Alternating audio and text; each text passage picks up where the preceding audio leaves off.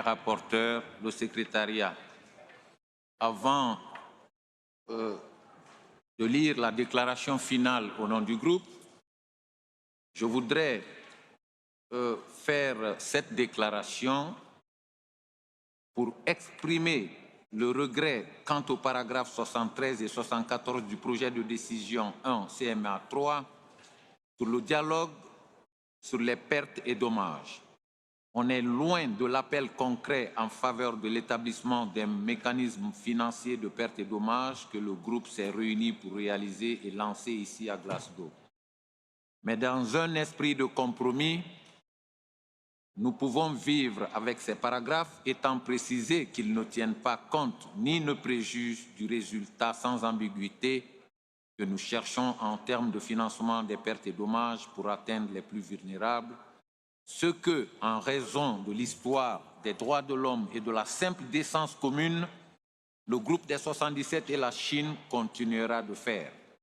À cette fin, nous comprenons que le dialogue mentionné dans les paragraphes 73 et 74 a pour objectif ultime l'établissement d'un mécanisme financier des pertes et dommages. Merci, Monsieur le Président. La République de Guinée a l'honneur de s'exprimer au nom du groupe des 77 et de... You're watching Mark Dolan tonight, and of course we're bringing live coverage of the conclusion of the COP26 Eco Summit in Glasgow. Alok Sharma, the chief of the summit, has spoken.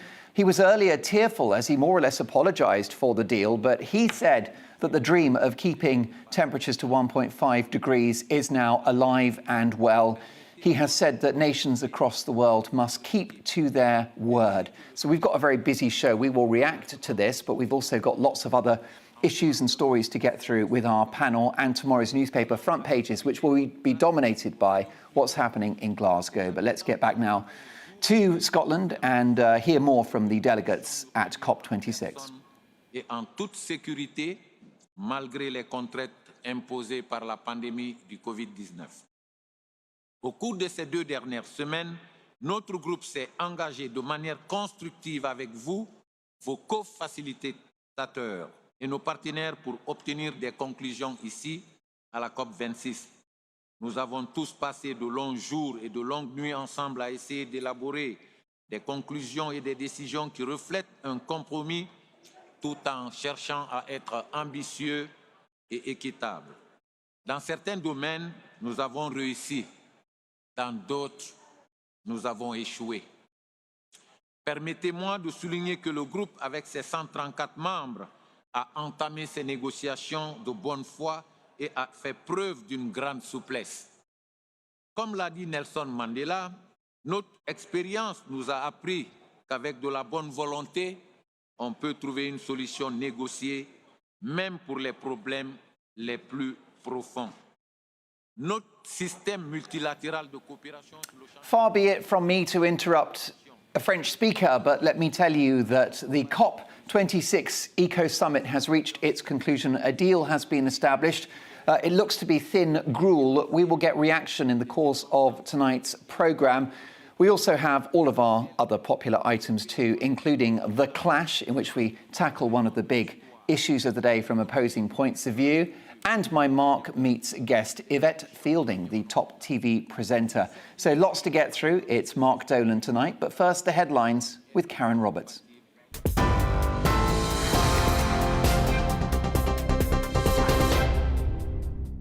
Thank you, Mark. A pact has finally been agreed at COP26 in Glasgow after 2 weeks of talks.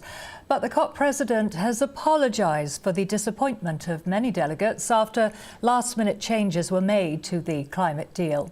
A representative from India asked for the text to be reworded from phase out coal to phase down coal. Alok Sharma says he understands the concerns after the change in language, but said it was vital to protect the deal. I apologise for the way this process has unfolded. And I'm deeply sorry. I also understand the deep disappointment. But I think, as you have noted, it's also vital that we protect this package. A revised version, a written version, will be issued shortly. Hearing no objections, it is so decided.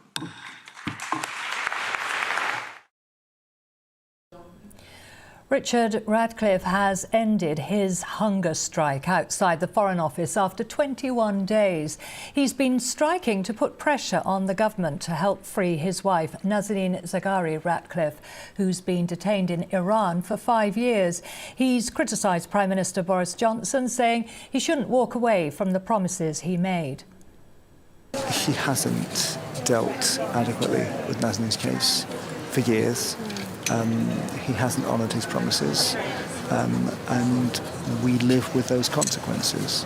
You know, my job is to keep going for Gabriella. We probably hoped we'd get a breakthrough doing this.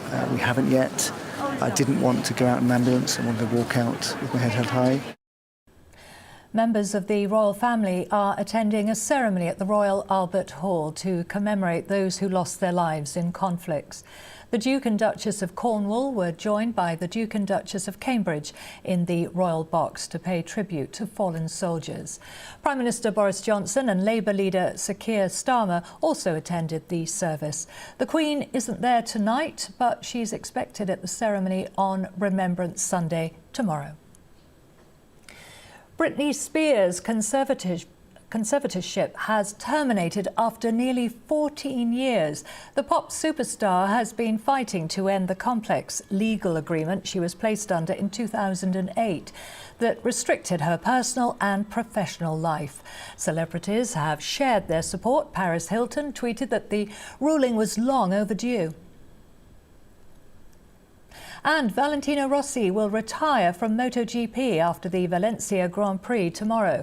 The Italian, who races with the number 46, is a 9-time world champion.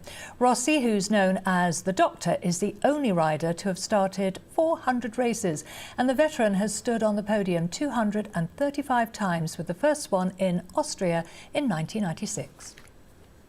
You are right up to date now. Back to Mark Dolan tonight.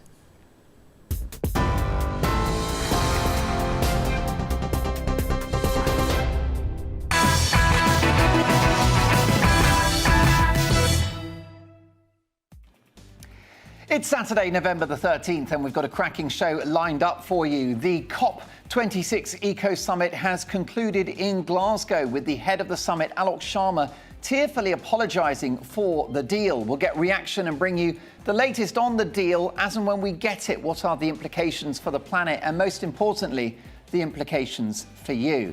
My star guest for Mark Meets tonight is one of the best-known TV presenters in the country. Yes, she was one of the youngest ever hosts of Blue Peter at the age of 18. She's been in the jungle, she's been through the keyhole, and she's established herself as the first lady of the paranormal, fronting the smash hit Most Haunted TV series. Yvette Fielding is live at 10. Can't wait for that one. What a legend of broadcasting. Following the tragic shark attack, the British swimmer, Australia, of course, was the location. Western Australia, a British swimmer killed by a shark. So tonight, in Frequently Asked Questions, it's all about sharks. What will we actually learn about these remarkable, amazing creatures? We'll try to separate fact from fiction with the top shark expert. You won't want to miss it.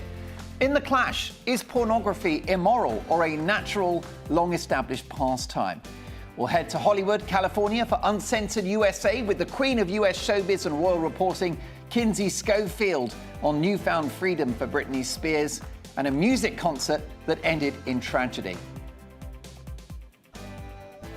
So lots to get through. Do you believe that pornography is morally wrong? We'll debate it in The Clash, as I've mentioned, but get your views in and go to our poll on Twitter and let me know your thoughts.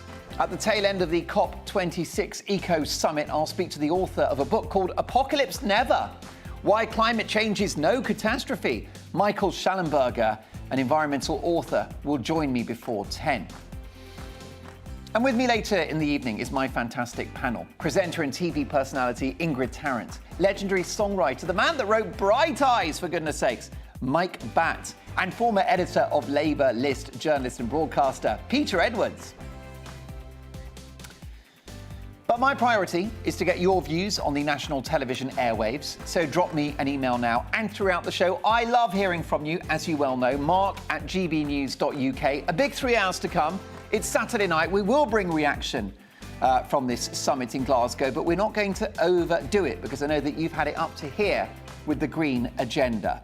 So grab something ice cold from the fridge or fire up the kettle and rip open the Tunnocks tea cakes and let's get to work.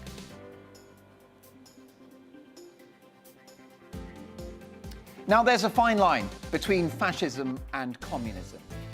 And once free Western nations have flirted with both. Let's not forget New Zealand Prime Minister Jacinda Ardern, the Kiwi Mussolini, proudly announcing that she's bringing in medical apartheid. Take a look. So you basically see this is going to be like, well, it's almost like, you probably don't see it like this, the two different classes of people. If you're vaccinated or if you're unvaccinated, you have all these rights. If you are vaccinated... That is what it is, so yep. Shocking stuff. Their close neighbours, Australia, another country I love, but which has fallen, are not much better. Firing rubber bullets on citizens daring to challenge the COVID narrative. Warnings not to talk to your neighbours. The construction of concentration camps, quarantine camps in the desert.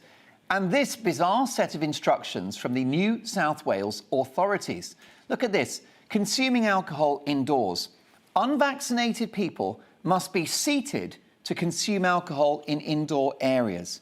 Alcohol may be consumed standing up if you're vaccinated. You just couldn't make it up. Meanwhile, nations closer to home, like Germany and Austria, seem to have forgotten that they have a recent history of fascism, but are cracking on with categorising members of society and singling them out for different treatment. Does that sound familiar? Australia, the birthplace of Adolf Hitler, appear to have very short memories with their idea of treating one group in society differently to the rest. They're going to have lockdowns for the unvaccinated. But how will they identify those who haven't been vaccinated? Maybe they'll put a bell around their neck or force them to wear an armband. Given what has happened in their country a few murderous decades ago, have they not sat down for one moment to process the full horror of what they're proposing? And why this obsession with vaccine passports, where countries who have them have seen cases rise, whilst countries that don't, like England and Sweden, saw cases fall? I can't show you this graph of vaccine passport-loving police state Lithuania and Sweden too much. Take a look. There you can see Sweden in red, rattling around the bottom of that graph. Lithuania, cases out of control. Now, some of you have written to me saying that you can't compare Britain to Sweden. Fine. Take a look at this. Compare Austria to Sweden. Compare Belgium to Sweden. Compare Ireland, the Netherlands and Greece to Sweden. Compare Denmark to Sweden. In Denmark, cases are through the roof. Denmark, their close neighbours, of course, who are now, you guessed it, going to reintroduce vaccine passports. So we've seen borderline fascist measures inflicted on societies. We've seen borderline communist measures inflicted on economies. Don't forget that once viable businesses were closed in the course of this pandemic, economies were smashed against a brick wall, billions were borrowed, and millions of healthy people were paid to stay at home. Sounds like communism to me. And so much of this is illogical. Why this damage for a virus that's non-fatal to almost everyone?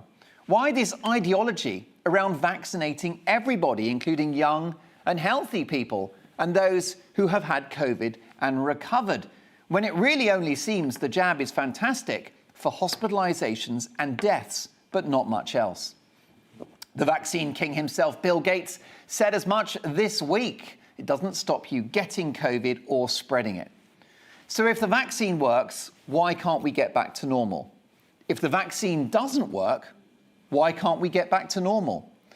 An abiding theme of the pandemic is that measures that don't appear to work, social distancing, lockdowns and masks, don't go away. In fact, they intensify. It's straight out of the authoritarian playbook. If the policies don't work, they must be applied with more vigour, more control, more messianic religious zeal. Policymakers and law enforcement double down. The Welsh Government have admitted they have no data to prove that vaccine passports have done anything to stop the spread of the virus. And real-world data about those mask mandates is nowhere to be found. But still, the dogma and the policies persist. Do you remember the good old days? When your policies didn't work, you didn't do them anymore. Well, welcome to topsy-turvy bonkers 2021. Welcome to hell. The case for these COVID measures is crumbling like the Berlin Wall did in November 1989. And responsible members of the media and all of the brave public figures like scientists, politicians and journalists who call out this madness and simply quote the data and share the evidence will be the ones to bring this wall down. This week, the chief of NHS England claimed that hospitalisations are 14 times higher than they were a year ago. What a shocking and terrifying headline, except it's not the case. In fact, they are 30% down on this time last year. I'm still waiting for that apology. The truth in the end is, like gravity, the truth is unstoppable, unassailable, and it will have its way. When I proudly chopped up a mask on national radio over a year ago, objecting to mask mandates, a pal agreed with me but said that's not a hill to die on. How wrong they were. This is where it goes if you don't take a stand. I am back today and tomorrow is my birthday. I am going to get suspended if I don't wear a mask for 3 more days. Just because I get suspended for not wearing a mask isn't going to change my mind. Shocking stuff. Well, if that wasn't enough for you, a very small little girl who's been endlessly chucked out of school for not wearing a mask, how about this one? Put your mask on. No, you gotta wear it on, honey. No, you gotta keep it on. Put your mask on. What have we become? Mask mandates are indeed a hill to die on, because they are symptomatic of the anti-science alternate reality in which we now live. Ruinous, scientifically debatable lockdowns are another hill to die on. Social distancing, work from home orders, arrows in supermarkets, perspex screens, endless hand sanitizer, 1 in, 1 out at the pub. It's all a hill to die on.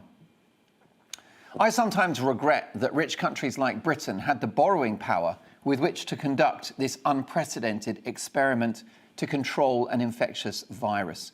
Countries like India were powerless to act. No public health care to speak of, incredibly densely populated cities and grinding poverty. And yet, they are through the worst of it, with a far lower per capita death toll than the UK. You have to wonder whether if governments had done nothing in response to COVID-19 except shield the vulnerable and give people information, we would be far better off right now. How could it be worse than 6 million people on an NHS waiting list, a spiralling non-COVID death toll, an epidemic of deaths at home, wrecked lives, damaged children, and a sadder, poorer, more divided society? This has, in my view, all been a massive self-inflicted disaster. And if we don't stand up, peacefully of course, and say no more, it will never end. Now, the Prime Minister is very good at one thing in particular. He's very good at winning elections, isn't he? Mayoral elections, the Brexit referendum, and of course that spectacular landslide in December 2019. So he's good at winning elections, but he seems to struggle with that bit in between, you know, the running of the country. Confused government messaging and policy during the pandemic, rolling over to the sage scientists, allowing Olympic levels of sleaze to happen on his own backbenches, not firing the likes of his former chief advisor Dominic Cummings for that ill-fated sight test in Barnard Castle, not firing Matt Hancock for his closed-circuit snogathon, not replacing the Home Secretary Priti Patel, on whose watch thousands of illegal migrants are entering the country via the English Channel every week. What's infuriating about this man is that there are 2 Borises. Brexit Boris, buccaneering, confident, optimistic and getting the job done. But then there is his alter ego, Jellyfish Johnson. Round, tentacles everywhere, no backbone. Brexit Boris will unquestionably triumph at the next election in 2 or 3 years' time.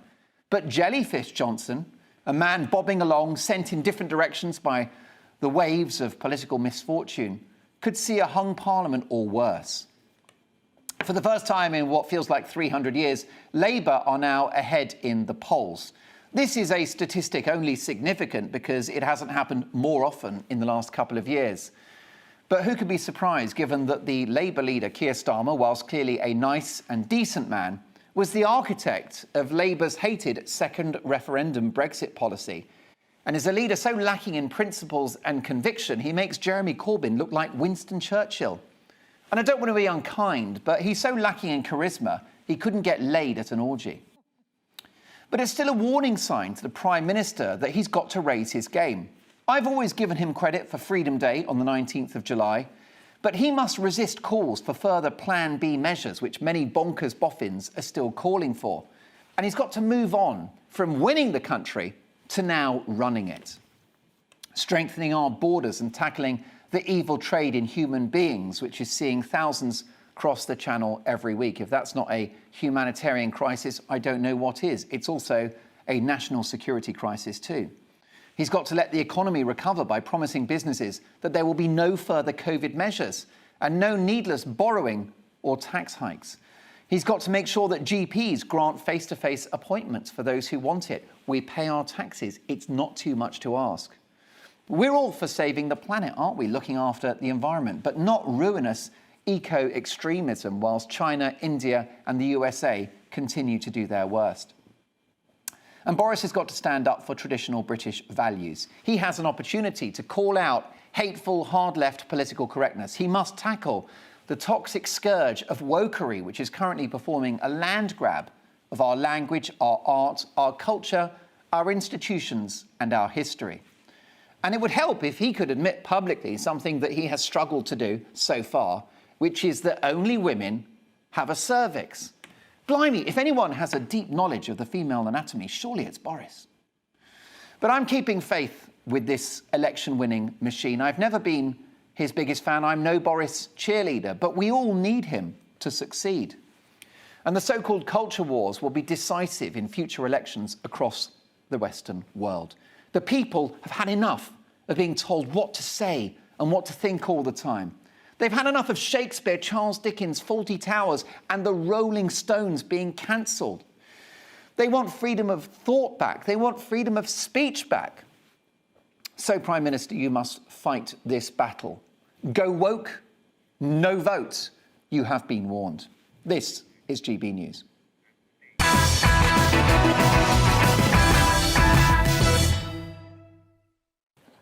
With me throughout the show is my fabulous panel tonight. Presenter and TV personality Ingrid Tarrant, legendary songwriter Mike Batt, and former editor of Labour List, journalist and broadcaster Peter Edwards. Folks, great to have you on the show. Peter, can I start with you? First of all, what do you read into Labour's boost in the polls recently? Well, before we get on to Labour, I actually want to come back on your monologue, which I thought was incredibly tasteless and crass in parts, particularly on the eve of Remembrance Sunday, to invoke fascism, communism and concentration camp comparisons. I thought was incredibly crass, and it misses the main point that one can legitimately disagree with government's COVID policies in the Western world, but to compare that to the horrors of the Second World War, I find absolutely disgusting. The COVID lockdown. Let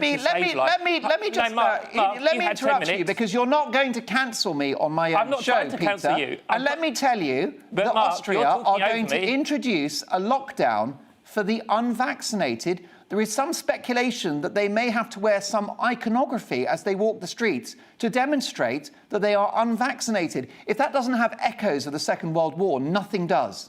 OK, Mark, I'll try and finish what I was saying. You had 10 minutes and I'm only asking for 2. You said speculation. So speculation is when you don't know what is going to happen. I think it's really tasteless to go down that route on the eve of Remembrance Sunday.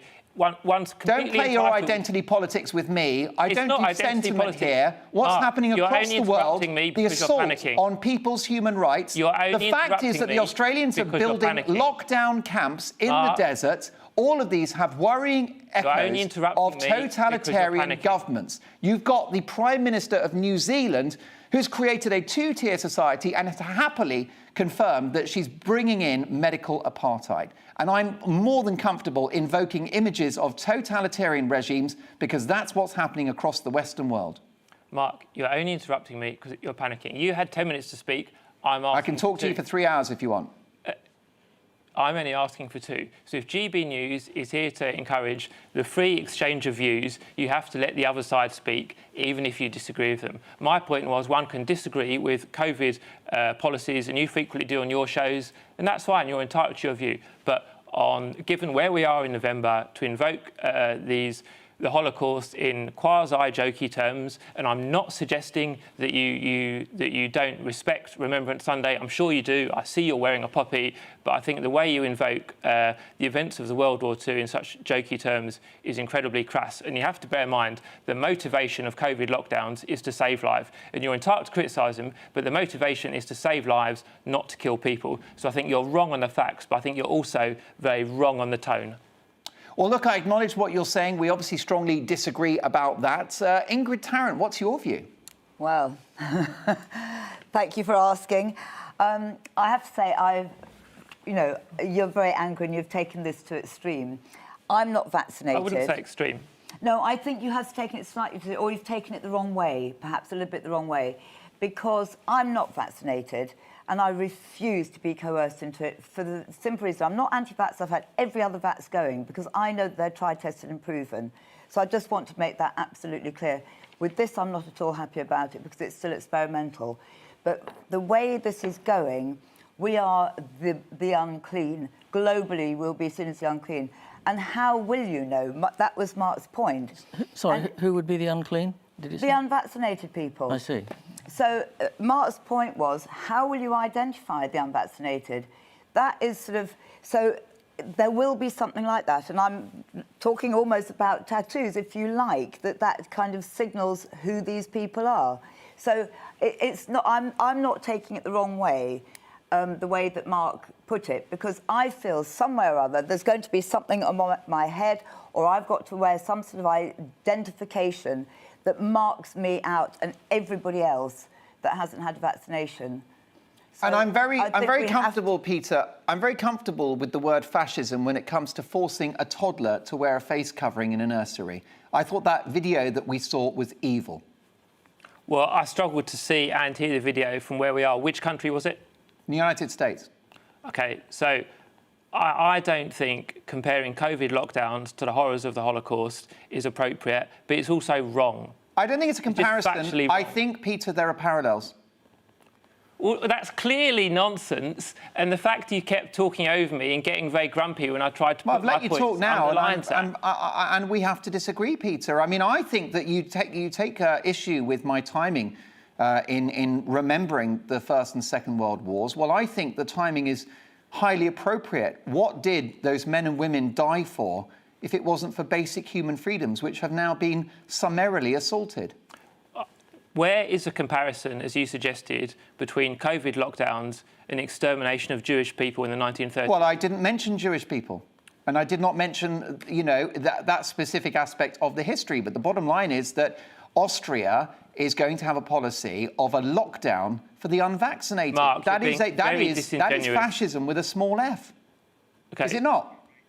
You referred to concentration camps. So that was in Australia, and they are building special camps, quarantine camps for the future. God knows what they'll be used for. We don't know yet. Mark, you're making terrible and crass jokes with very bad Why are the Australians building quarantine camps in the desert, Peter? OK, this is GB News, British values about freedom and letting people speak. You're not answering my question. Why are the Australians building quarantine camps in the desert? I'm not Australian. I don't know why you're asking me. No, does it not bother you? The principle of the matter, there is a principle here, and this is driving the point home. They are building something that probably would seem to be like a concentration camp, where people are going to be shoved in because they haven't been vaccinated. That's imprisonment. I've no idea what's happening in Australia, and I want to talk about Mark's comments, but Mark is uncomfortable doing that. I think I want Mark to recognise, and I'd be interested in hearing your views as well, that it is tasteless to talk about concentration camps in relation to COVID lockdown, particularly on this weekend of all weekends. I think it's specifically this weekend that makes those words so well chosen. But what do you think? Mark at gbnews.uk. And fair play to Peter for taking me on that one. He's certainly entitled to his view. He's absolutely right to enforce that, and I'm grateful that he has done so. And I welcome this debate, and I'd love you to join it. So lots more to come. We're going to hear from Mike Batt very shortly as well, legendary songwriter and composer. We're also going to get reaction to the COP26 Eco Summit, which has reached its conclusion. We'll speak to a top author who believes there is no climate crisis. So it's all about opinions, isn't it? But after this, in The Clash, is pornography morally wrong? I'll see you in 2.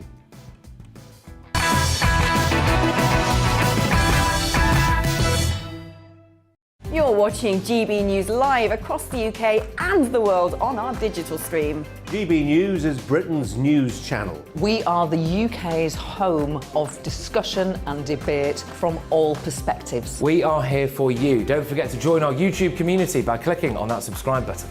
And if you want the GB News app, you can click and catch up on programmes anytime. We love to hear from you, so email us. gbviews@gbnews.uk. Thanks for being part of the GB News family. My name is Andrew Doyle. Join me every Sunday evening at 7 p.m. for Free Speech Nation. This is a show where we address current affairs and news stories of the week with the help of 2 wonderful comedian panellists. I brought in comics because I want to give it a lighter edge, and also they work for less. See you there.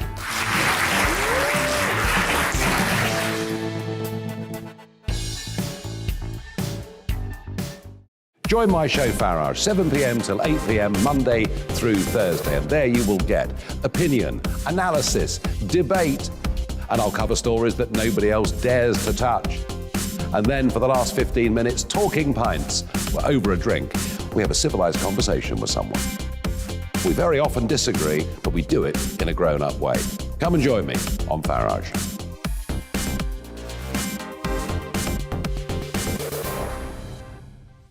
I'm Colin Brazier.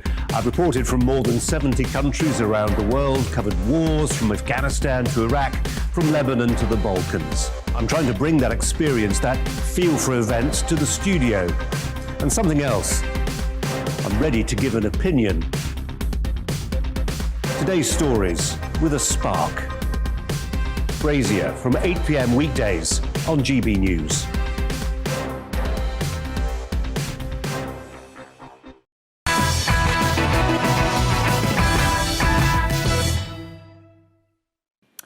Hi, Mark. Brilliant monologue, so impassioned. Peter didn't like the tone and the comparison with fascism. It's extraordinary to object to your analogy when the left constantly call anyone expressing a mildly right-wing view a fascist or a Nazi. Well, look, Peter certainly wouldn't take that view. And I really do welcome the debate, and we'll return to it very shortly. That's why we are so privileged to have the panel that we have with us this evening. It's time now for this.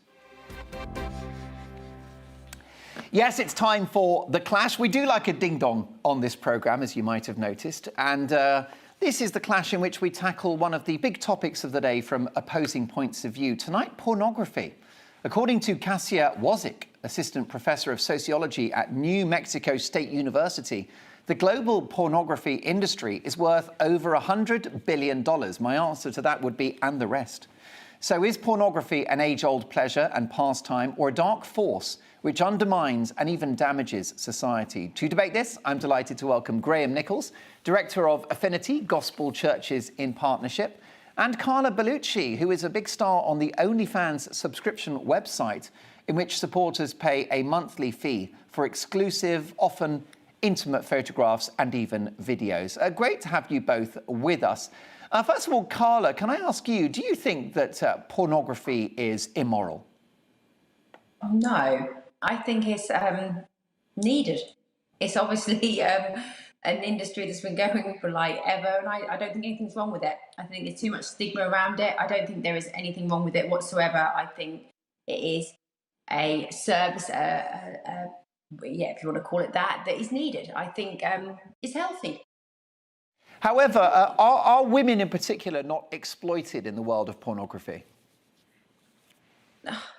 I don't think so. I mean, obviously, there's dark sides to every industry, but, you know, a lot of the massive porn stars or the people that are doing it, I believe they choose to do it. They make a lot of money.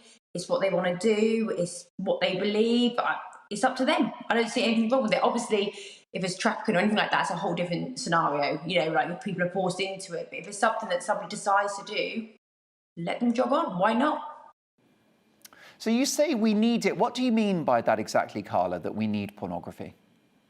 Well, I just think it's healthy. I think sex is a healthy thing. I think, you know, not everybody has partners, not everybody, has somebody to share themselves with, and maybe some people just generally need it. I think, you know, it is just a fact of life. I don't see the big deal with it. I really don't. Graham Nichols, lovely to have you on the show as well. You are Director of Affinity, Gospel Churches in Partnership. And there you go, Carla, suggesting there that pornography completely natural, almost God-given, if you like. Yeah, I'm sorry, but I just can't agree with that. I think sex, it all comes back to what your view of sex is. Do you have a high view of sex, that it's an expression of intimacy in the way that God has designed it? Or do you have a biological function of sex, which is it's just like something like consuming a packet of crisps, which is a kind of just a very simple bodily need. You can do it with someone, you can do it without someone. It doesn't really matter. And I, as a Christian, would have a high view of sex. And I think pornography both degrades that view, has a very low view of sex. But actually, leaving aside whether you're a Christian or not, I think for society, pornography is not good, because all it creates is loads of actually dissatisfied people, because it doesn't create satisfaction. Satisfaction in sex comes from that intimacy with someone you love. As a Christian, I'd say with someone that you're committed to in marriage, but more generally with someone that you love. And that doesn't come through pornography, because it's someone who doesn't care for you, who's pretending to care for you, who's pretending to want to be satisfied by you or satisfy you in some way. So it's a complete lie, and it creates this dissatisfaction. It doesn't create satisfaction. It just creates a diminishing returns. There's no statistical evidence that pornography has improved anyone's sex life anywhere or made them any more satisfied with life. It's just created an industry through lust. So I can't see a lot of good in it, I'm afraid. Let's talk about Christian values, though, because if a married man pops one out to a porno, he's less likely to commit adultery. That's a proposition that I think is just a load of rubbish. There's no suggestion that that's true. And to any married man, I would say that if you're feeling like that, we need to talk about why and how you can find satisfaction within your marriage, not outside of your marriage, because it won't save the marriage. It won't help his marriage. In the end, the pornography will probably break his marriage. There you go, Carla. But remember, people aren't forced to watch it. Go on. You know, people aren't forced to watch it. It's a choice. You know, it's there. It's a certain. You haven't got to watch porn. You haven't got to be watching it. It's up to the individual, isn't it? It's something. It's a service that's available. It's just there. It's not like everybody has to watch it. It's up to the individual. What about the really exploitative stuff? I'll come back to you in 1 second, Graham. But Carla, I don't think we're talking about those sort of 1970s sort of very soft porn movies with Vaseline on the camera lens, mustachioed men, coquettish secretaries. The sort of pornography that happens online now goes well beyond somebody coming around to fix the sauna. It's pretty dark stuff, isn't it, some of it? It is, but it is 18 plus at the end of the day, a lot of it. And, you know, there is a law against it, and people should be controlling people, you know, on who's watching it. And I just don't see there's a problem. You know, I think sometimes maybe it's too easy, accessible for younger people, but that's a whole different debate. But do you know what I mean? That goes on a whole different, you know, level of internet safety and things. But as talk about people who are of age who can look at it, I just really don't see the deal with it. And Carla, like you said, I think it's less chance of cheating. Yeah. I suppose, Carla, if what happens on camera is within the law, then one shouldn't really complain too much. I mean, that's why we have laws. If somebody is being attacked or abused in some way, that would be illegal, and you wouldn't call that that's a whole different thing, Yeah, that's not what pornography is supposed to be. Yeah, exactly. You know, pornography is meant to be, like you said, it's a fantasy. It's meant to be safe, above board, you know, not that whole other dark world is a whole other thing. Anything illegal is, you know, not obviously. But Carla, what about teenage boys in particular who apparently are getting addicted to pornography? It's affecting their ability to relate to other people and even get a girlfriend or a boyfriend. But again, it's as long as they're of age, and I don't know, as long as they're educated about it, you know. like I said, I don't really see a thing. You know, it's part of growing up for teenage boys to look. But it's not. I mean, is addiction addiction to pornography not a bit of a social ill? I mean, some people really struggle with it, don't they? It can ruin your life, porn addiction. But there is stuff everywhere available. You know, drugs can ruin your life. They're available, but you haven't got to go and take it. I think that comes down to willpower and to the individual. There's a lot of things we can be addicted to. You know, where other people aren't. That's up to the individual. I think, again, that's like willpower. Graham Nichols, ultimately, you're fighting a losing battle. We've had pornography for time immemorial. It's still a battle worth fighting, and obviously you may win in certain areas. But I think to the point of freedom, we don't allow people freedom to do whatever harms them necessarily. We do try, and maybe too much, as you were just talking about, Mark. We do try and regulate society so people don't do harms to themselves. And so I think the freedom argument only takes you so far. I think on the law argument, of course, as a Christian, I prefer if it was against the law, but you can still say it may not be illegal, but it's harmful. And that's what this debate is about. Is it good?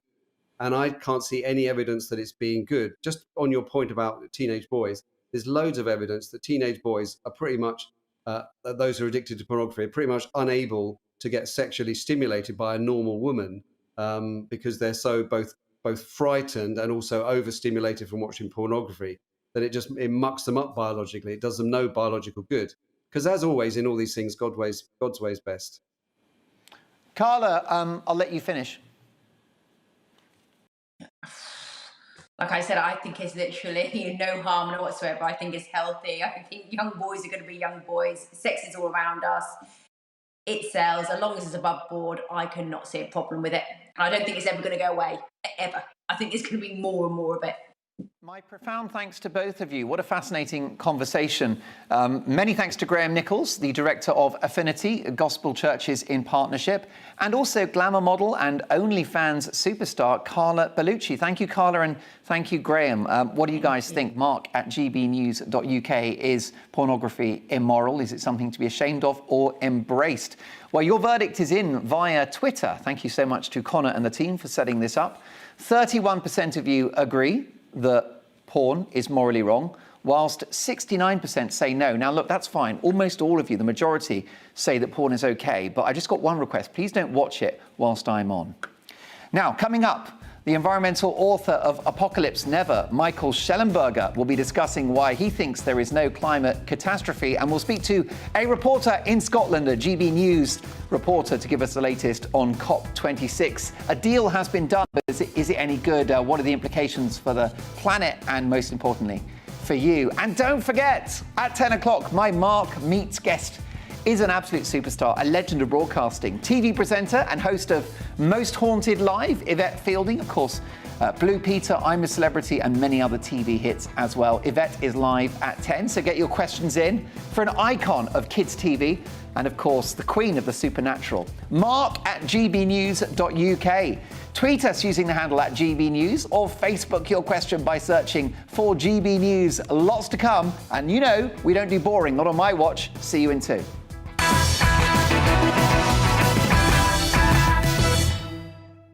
You're watching GB News live across the UK and the world on our digital stream. GB News is Britain's news channel. We are the UK's home of discussion and debate from all perspectives. We are here for you. Don't forget to join our YouTube community by clicking on that subscribe button. And if you want the GB News app, you can click and catch up on programmes anytime. We love to hear from you, so email us. gbviews@gbnews.uk. Thanks for being part of the GB News family. My name is Andrew Doyle. Join me every Sunday evening at 7 p.m. for Free Speech Nation. This is a show where we address current affairs and news stories of the week with the help of two wonderful comedian panellists. I brought in comics because I want to give it a lighter edge, and also they work for less. See you there.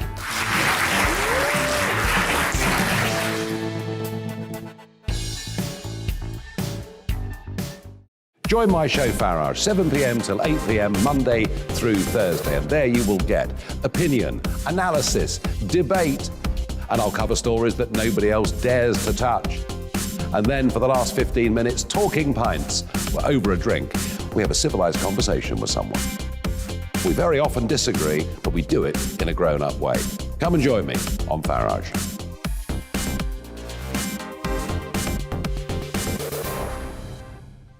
I'm Colin Brazier. I've reported from more than 70 countries around the world, covered wars from Afghanistan to Iraq, from Lebanon to the Balkans. I'm trying to bring that experience, that feel for events, to the studio. And something else. I'm ready to give an opinion. Today's stories with a spark. Brazier from 8 p.m. weekdays on GB News.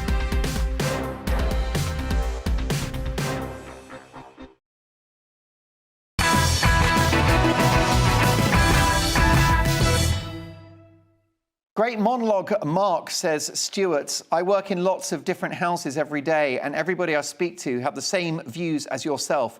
Remember Brexit, remember the silent majority. I wonder if Boris will, because the people never forget. Keep up the great work. Peter, your guest, is a typical left-wing nut job, and instead of discussing your viewpoints, would prefer to get you on the defensive by making accusations for you to defend. Well, Stuart, look, I don't think Peter's a nut job. I love him to bits.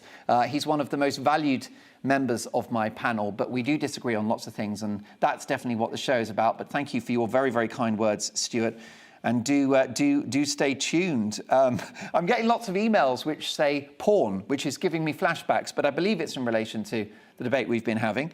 But I'll just quickly give you this from Michelle. Dear Mark, my father fought in World War II, and you're right to highlight what's going on and the parallels with the war. My father fought to ensure everyone had their freedoms. He was 20 when the war began, and he thankfully came through the full war. He went through hell, along with a lot of other men and women, to ensure that we had freedom of thought and speech. I wonder if Peter would do that. Peter is deliberately misrepresenting what you said. He's using woke cancel culture, bully boy tactics to try and cancel genuine concerns about what is now happening in certain countries. For Peter to try to link what you said to the Holocaust is reprehensible. Mark, you have a right to voice these concerns, and thank goodness for GB News. Finally, we have free speech. Well, Michelle, thank you so much for that. But look, if you disagree, I really want to hear from you too. So mark at gbnews.uk, because there'll be millions of people out there supportive of what Peter had to say. And as I said, I enthusiastically welcome comments from all sides. Now, the COP26 Eco Summit has reached a conclusion in Glasgow. Thank the Lord God. And a deal aimed at curtailing climate change has been struck. The Glasgow Climate Pact is the first ever climate deal to explicitly plan to reduce coal, the worst fossil fuel for greenhouse gases. The final deal also promises more money for developing countries to help them adapt to climate impacts.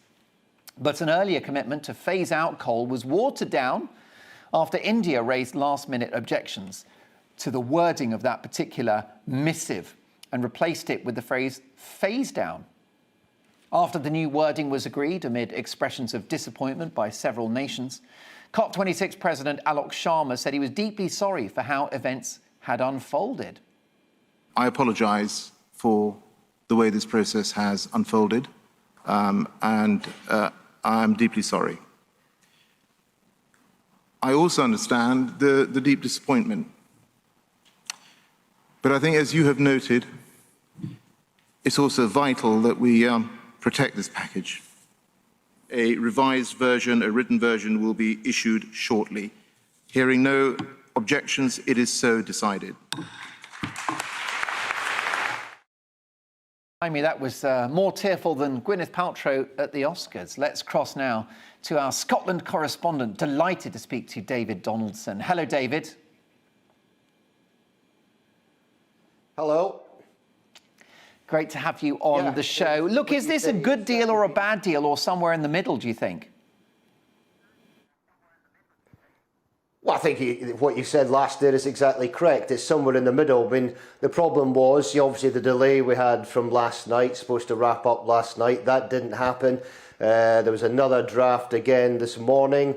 That was bandied about back and forth, and took some time. And eventually we managed to get everyone to sign the agreement. However, there's certain people not very happy. You know, Switzerland say they're not happy about certain things. Obviously, you talked there about India wanting some of the wording on coal rephrased, rebranded. So, you know, there's had to be compromise from, you know, not just one nation, but several nations. And I think that's been the hardest part, and that's why it's taken so long to get to this point, because there's so many people saying, well, we want this, we want that. South Africa, again, weren't happy about something else.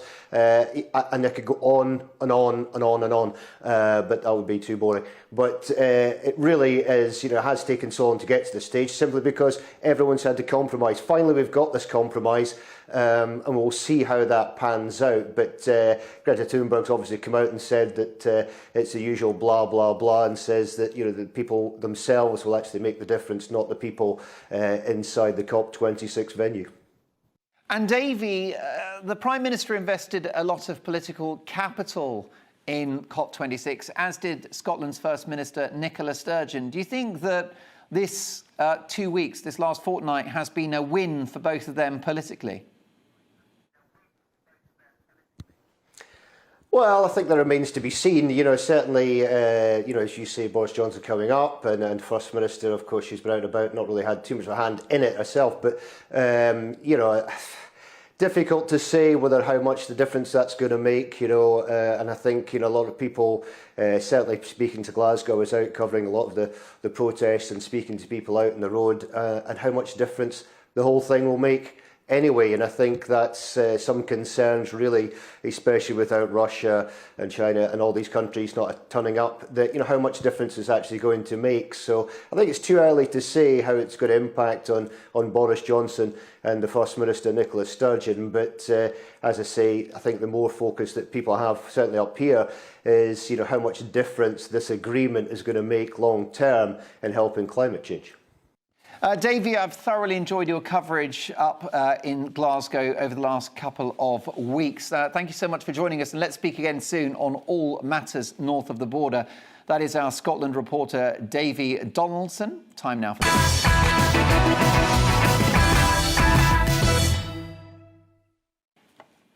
So there we are. There is a deal at COP26, the climate summit in Glasgow. It was a crunch set of talks. India asked for those last-minute changes, as you've just heard from Davey, calling for the phase down, not the phase out of coal power.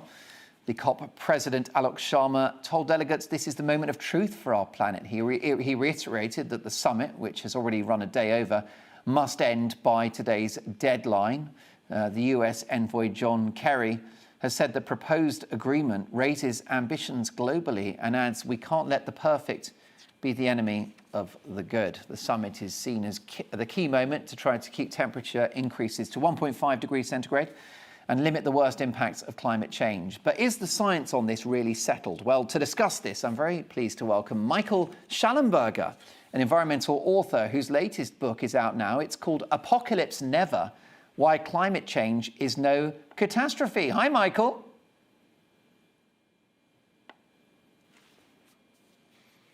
Now, we're just having a little bit of trouble getting the line to Michael. Very keen to hear what he's got to say.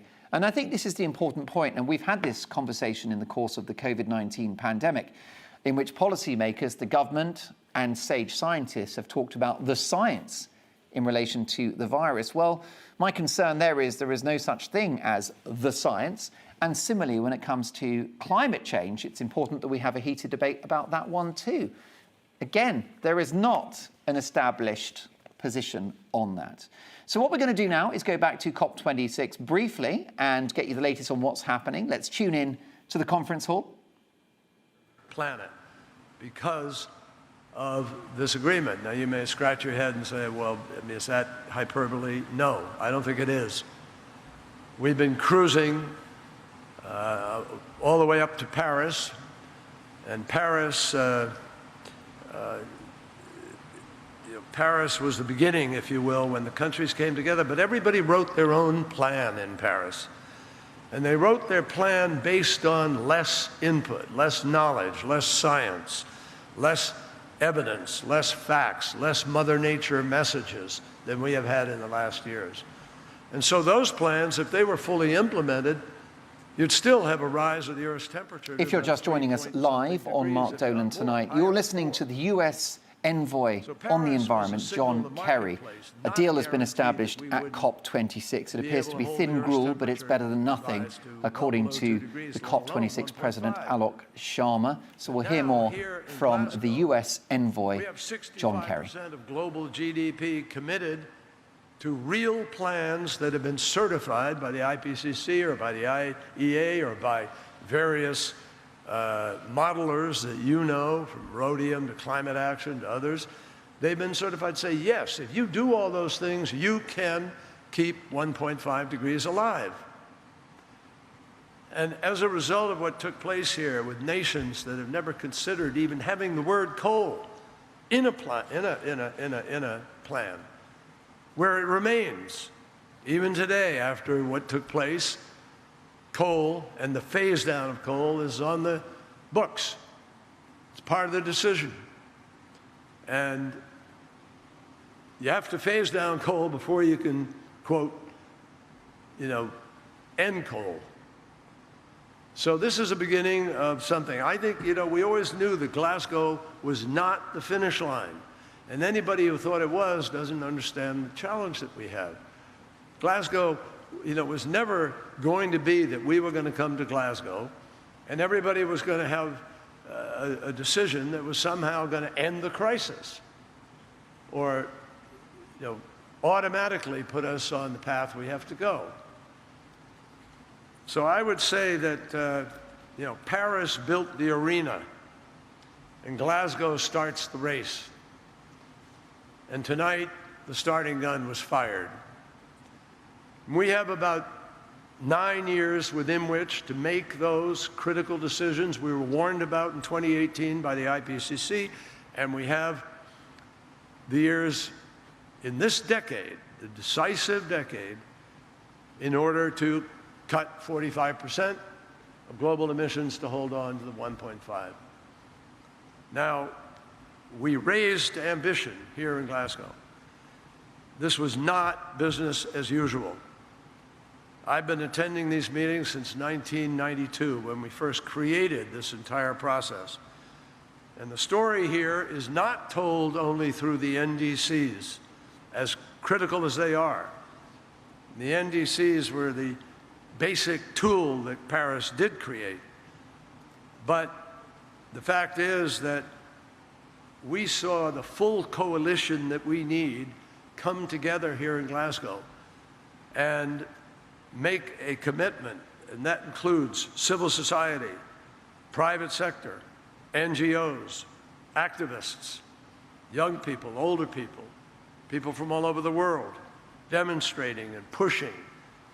And the result is that we had tribal and indigenous representatives here in force, demanding a just transition, which is vital, and demanding environmental justice, which is critical to any approach. So we had a series of objectives before we came here. First, thanks to many months of negotiations, the objective we had of finalizing that so-called archaic name, the rule book, but the famous or infamous, depending how you look at it, rule book, get completed here, folks. That was a goal. And it's hard. It was really hard to be able to do that. There was tough negotiations over things that matter in the context of economy and trade and people's beliefs about how they should behave in this process. Transparency rules, how often we report, how we report, all of those things, progress in order to measure where we're going with the NDCs and what their meaning is. We set out to raise ambition.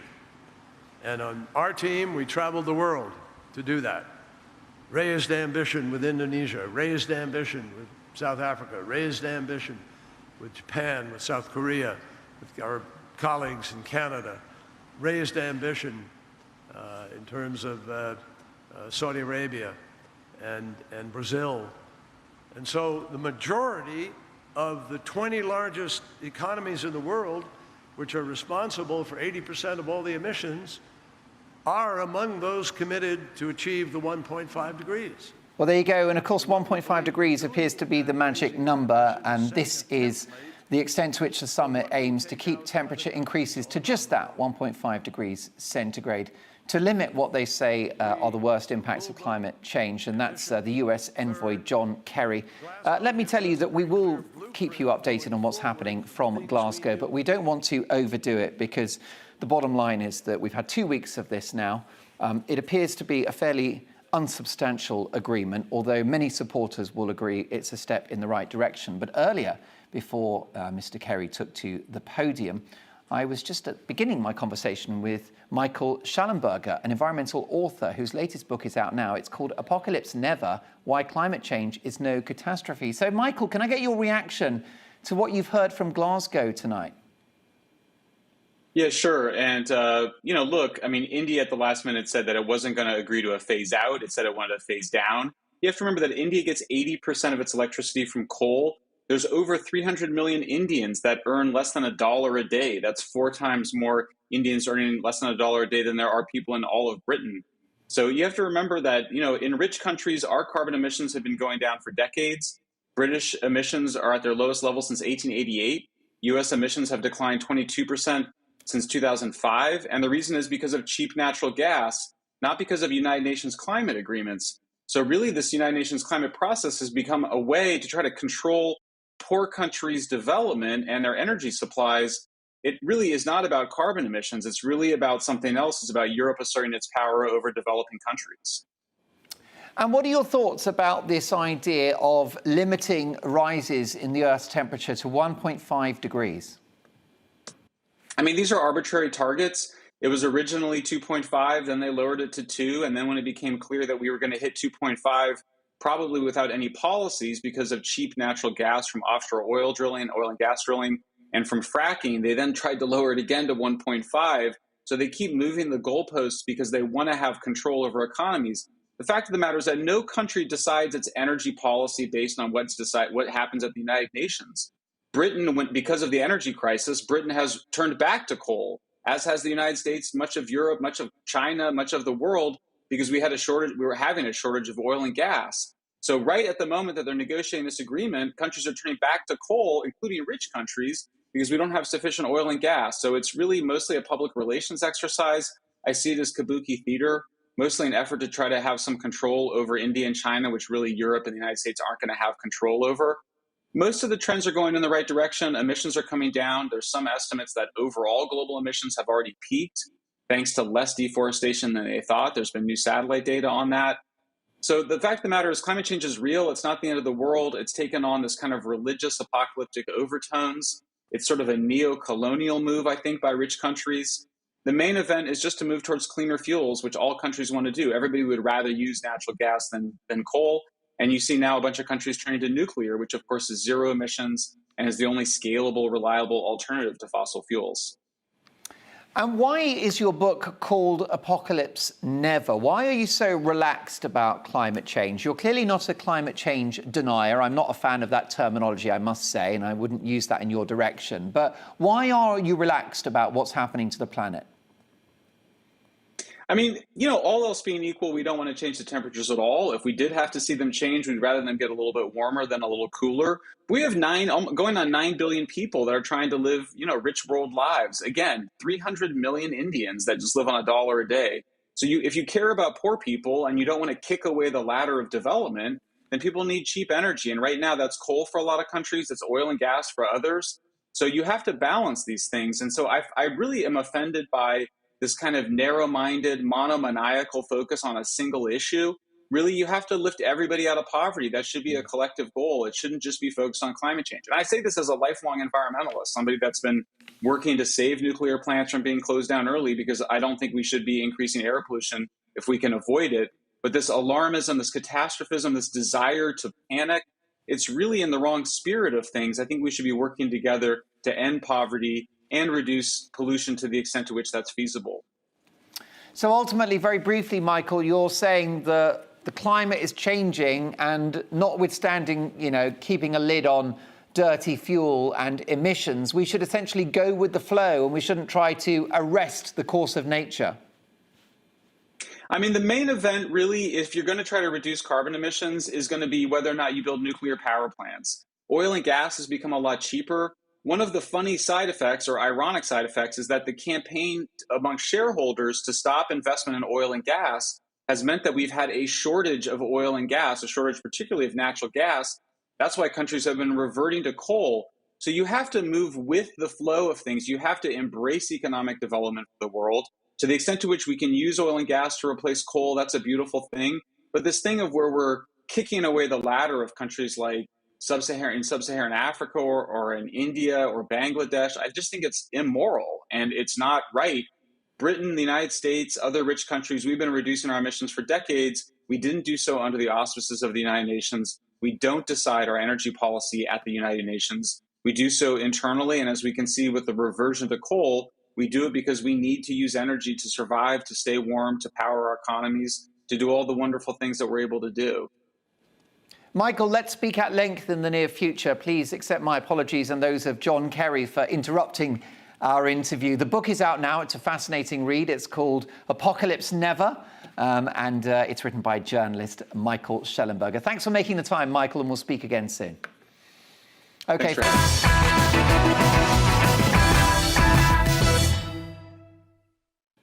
Lots more to get through. Your emails are coming in. I had a fascinating conversation with my brilliant panellist, Peter Edwards, former editor of Labour List. And Mark has said, Mark has emailed, hi, Mark, I love your show and monologues and agreed with most of what you say. However, whilst disagreeing with your panel member tonight, you really didn't give him the chance to say his piece. You had plenty of uninterrupted time with your monologue, but kept interrupting him. I'd like to hear all views. On this occasion, I wasn't able to because you kept talking over him. Otherwise, keep up the great work. Thank you very much, Mark, for your candid views on that one. Chris, Mark, you are correct in your assertions, particularly regarding Peter's attempt to cancel you and by continuing to say that you were being tasteless at this time of remembrance and doing so as a mantra. Paul, you nailed it. Your monologue was very apt on the eve of remembrance. I could not disagree more with your panel member. And another very interesting one here. Let's have a look at this. Worth finding. I think you'll agree. Mark, I want to be as polite as humanly possible. The guy who argued with you and simply repeated his single point ad nauseam needs to realise that he has to give reasons for his objections to your comment. He was out of order. But finally, let's give John the last word. John says, Mark, never before have I felt compelled to email a news station or any programme, but having watched the most pathetic interview I think I've ever seen, you've become my first. Irrespective of whether you agree with the point your guest just made, the way you tried to speak over him, enforce your view and refuse to allow him to talk was aggressive, nonsensical and pathetic. I watch GB News because, as your guest pointed out, you constantly declare alternative points of view can be aired. The way that you handled that was completely unprofessional. Having a guest try to dominate another guest, that was disgusting from the host of the show. It was unacceptable. I bet you won't read this out. Well, John, of course I'll read it out, and I'm deeply grateful, A, that you're watching the show, and B, that you've expressed your views, and it's duly noted. So thank you very much for that. I think you're quite split on this issue about whether there are parallels with the Second World War in terms of the assault on liberties in this country and around the world.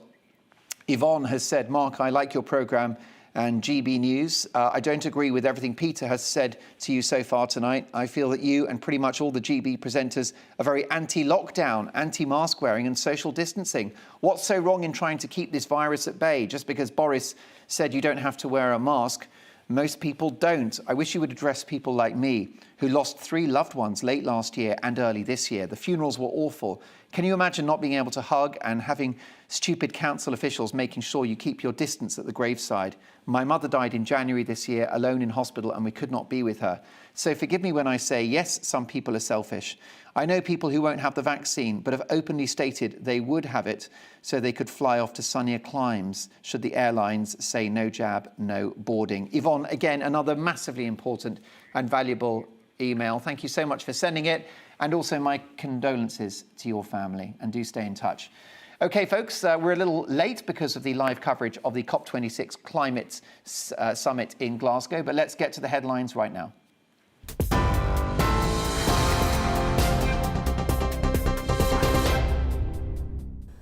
Hello, I'm Karen Roberts. These are your latest headlines. A pact has been agreed at COP26 in Glasgow after 15 days of talks, but Alok Sharma called it a fragile win. The COP president has apologised for the disappointment of many delegates after last-minute changes were made to the climate deal. A representative from India asked for the text to be reworded from phase out coal to phase down coal. But Prime Minister Boris Johnson says the first ever international agreement to phase down coal is a big step forward. Alok Sharma says countries will be judged on whether they meet the commitments. I apologise for the way this process has unfolded, and I'm deeply sorry. I think today we can say with credibility that we have kept 1.5 degrees within reach, but its pulse is weak. And it will only survive if we keep our promises. Because as Prime Minister Mia Mottley told us at the start of this conference, for Barbados and other small island states, she said, 2 degrees is a death sentence. Richard Ratcliffe has ended his hunger strike outside the Foreign Office after 21 days. He's been striking to put pressure on the government to help free his wife, Nazanin Zaghari Ratcliffe, who's been detained in Iran for 5 years. He says Boris Johnson shouldn't walk away from the promises he made. Members of the royal family are attending a ceremony at the Royal Albert Hall to commemorate those who lost their lives in conflicts. The Duke and Duchess of Cornwall were joined by the Duke and Duchess of Cambridge in the Royal Box to pay tribute. Prime Minister Boris Johnson and Labour leader Sir Keir Starmer also attended the service. The Queen isn't there tonight, but she is expected at the ceremony on Remembrance Sunday tomorrow. Britney Spears' conservatorship has terminated after nearly 14 years.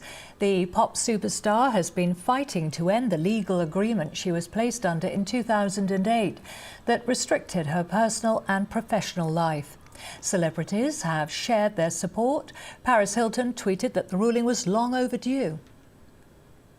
And Valentino Rossi will retire from MotoGP after the Valencia Grand Prix tomorrow. The Italian, who races with the number 46, is a 9 times world champion. Rossi, who's known as the Doctor, is the only rider to have started 400 races, and he's stood on the podium 235 times. You're right up to date now. Back to Mark Dolan tonight.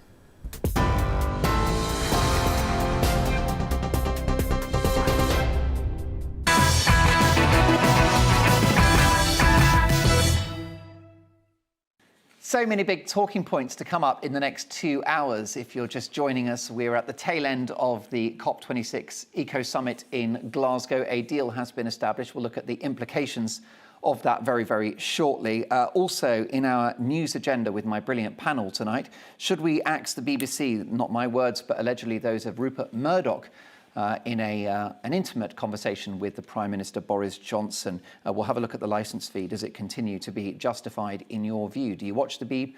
And do you pay your licence fee? Also, should we, speaking of paying for things, should we pay the Iran historic debt in order to see the release of Nazanin Zaghari Ratcliffe? And also, should we embrace psychedelics as health treatment for a range of particular health issues? And don't forget, before the end of the show, with my panel and you at home, we will play another Great British Game Show. That's right, a fun game based around a big news story of the day. It's never dull around here. We don't do that, not on my watch. Big reaction to the monologue, which you can find now on GB News on Twitter. And I believe that there are parallels between what happened in the Second World War and the assault on human rights of COVID measures around the world, particularly in countries like New Zealand, Australia and the United States. Victoria has said, "Dear Mark, heartfelt thanks for expressing so eloquently what many of us are feeling. Anyone who's not aware of the atrocious confiscation of human rights and freedoms around the world is not qualified to sit on a GB News panel.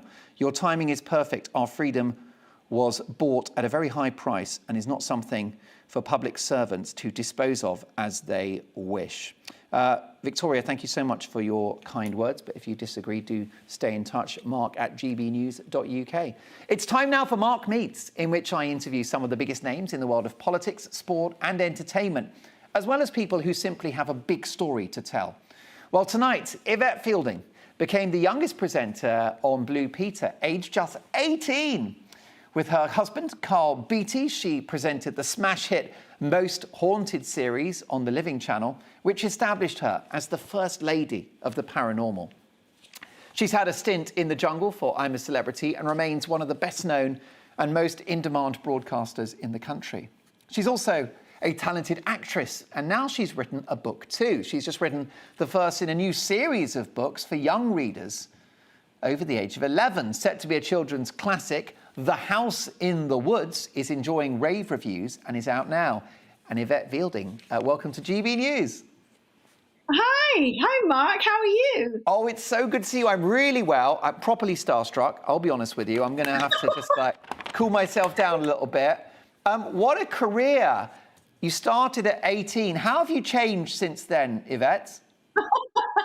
Lots of minds, that's for sure. Let me tell you. And I'm absolutely useless at wrapping presents or baking pancakes. I say baking, you see, I've got the wrong terminology. Making or flipping pancakes. I think it's sort of like a rebelliousness dating back to the Blue Peter days. Most people can tell when I've wrapped a present because it looks like a 2-year-old's done it. Well, yeah, listen, you've had the most amazing career, the most amazing life. Was there anything about your early childhood that would have suggested this is what you'd be doing for a living? No, not at all. I actually wanted to join the army. I was desperate to be in the military.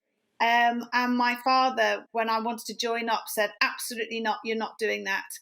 So my daughter has just come out of basic training at RAF Halton, and we went to a graduation parade last week, and we're just so proud. So I'm living my military life vicariously through our daughter, who we're just so proud of, Mary. She's listening in the other room, you see. Oh, Mary, congratulations, and let me salute you for the amazing work that you're going to be doing for our country. I've got the highest regard for our military, especially this weekend. Brilliant stuff. Well done, Mary. And it's obviously, there's something in the genes. You are a bit of a daredevil, aren't you? You're a fighter, you're brave, you're feisty.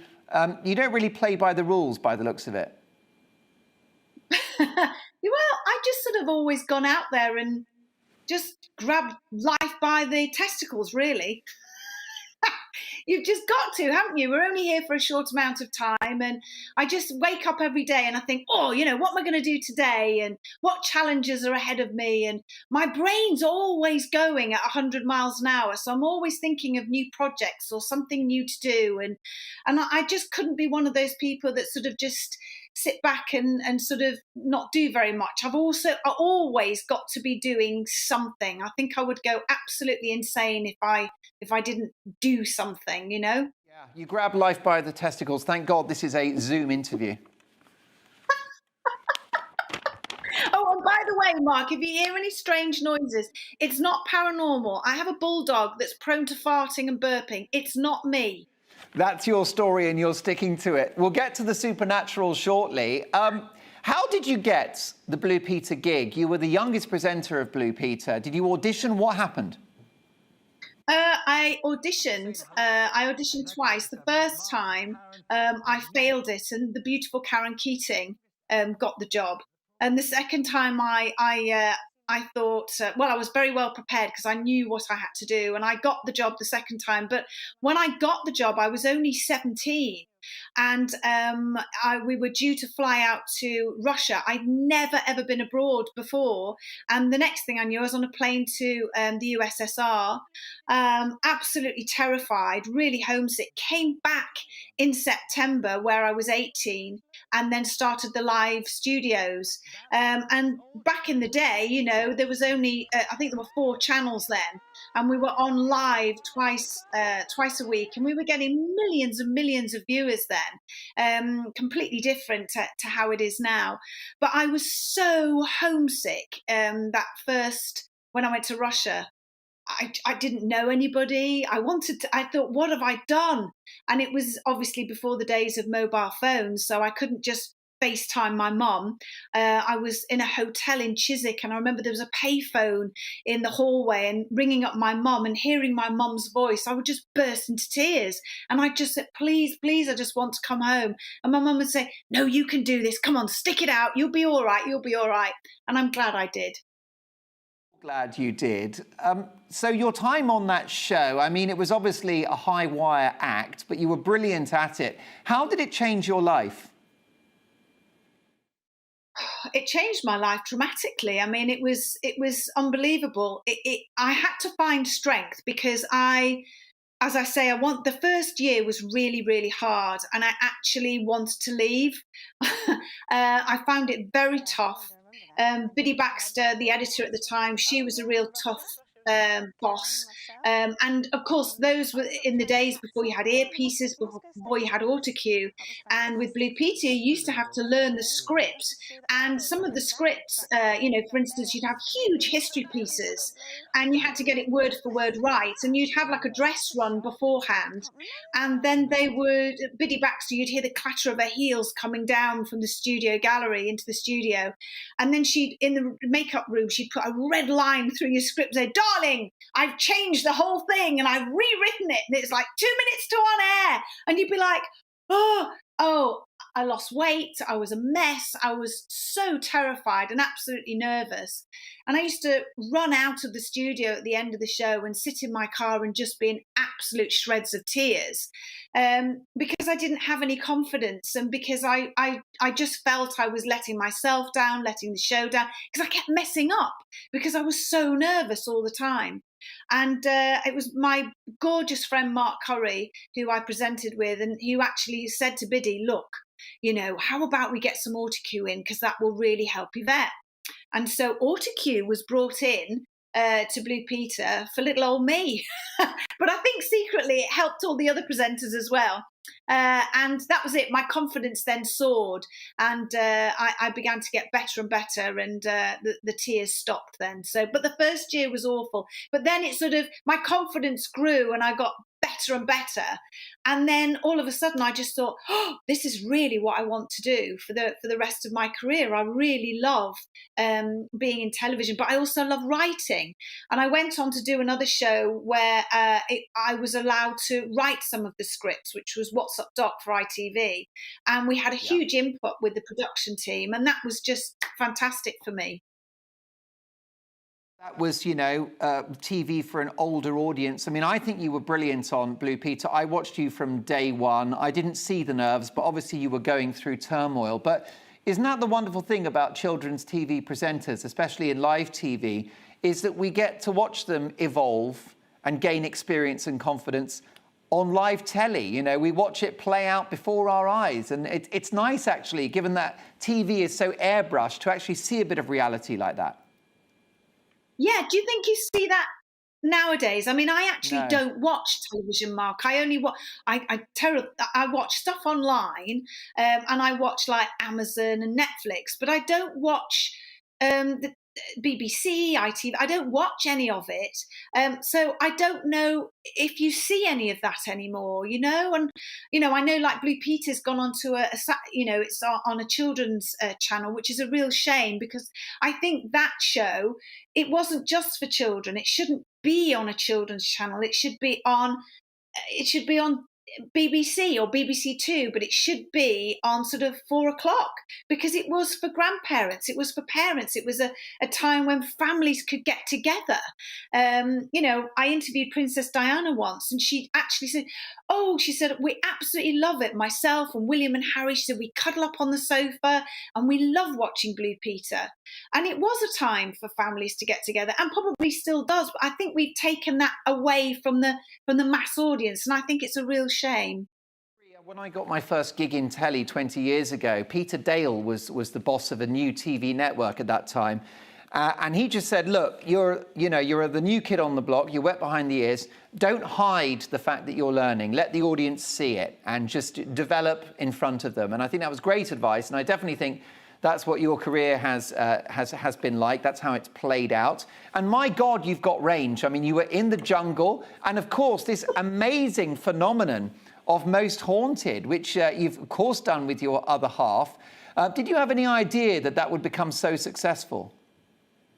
Not a clue. And you know, Mark, I know quite a lot of people have heard this story, but it was incredible. It was an idea that Carl and I came up with. A friend had come over to our house on a Sunday afternoon just for a cup of tea, and he had actually stayed at with his girlfriend just for a weekend at a place called Mitchell Priory in East Sussex.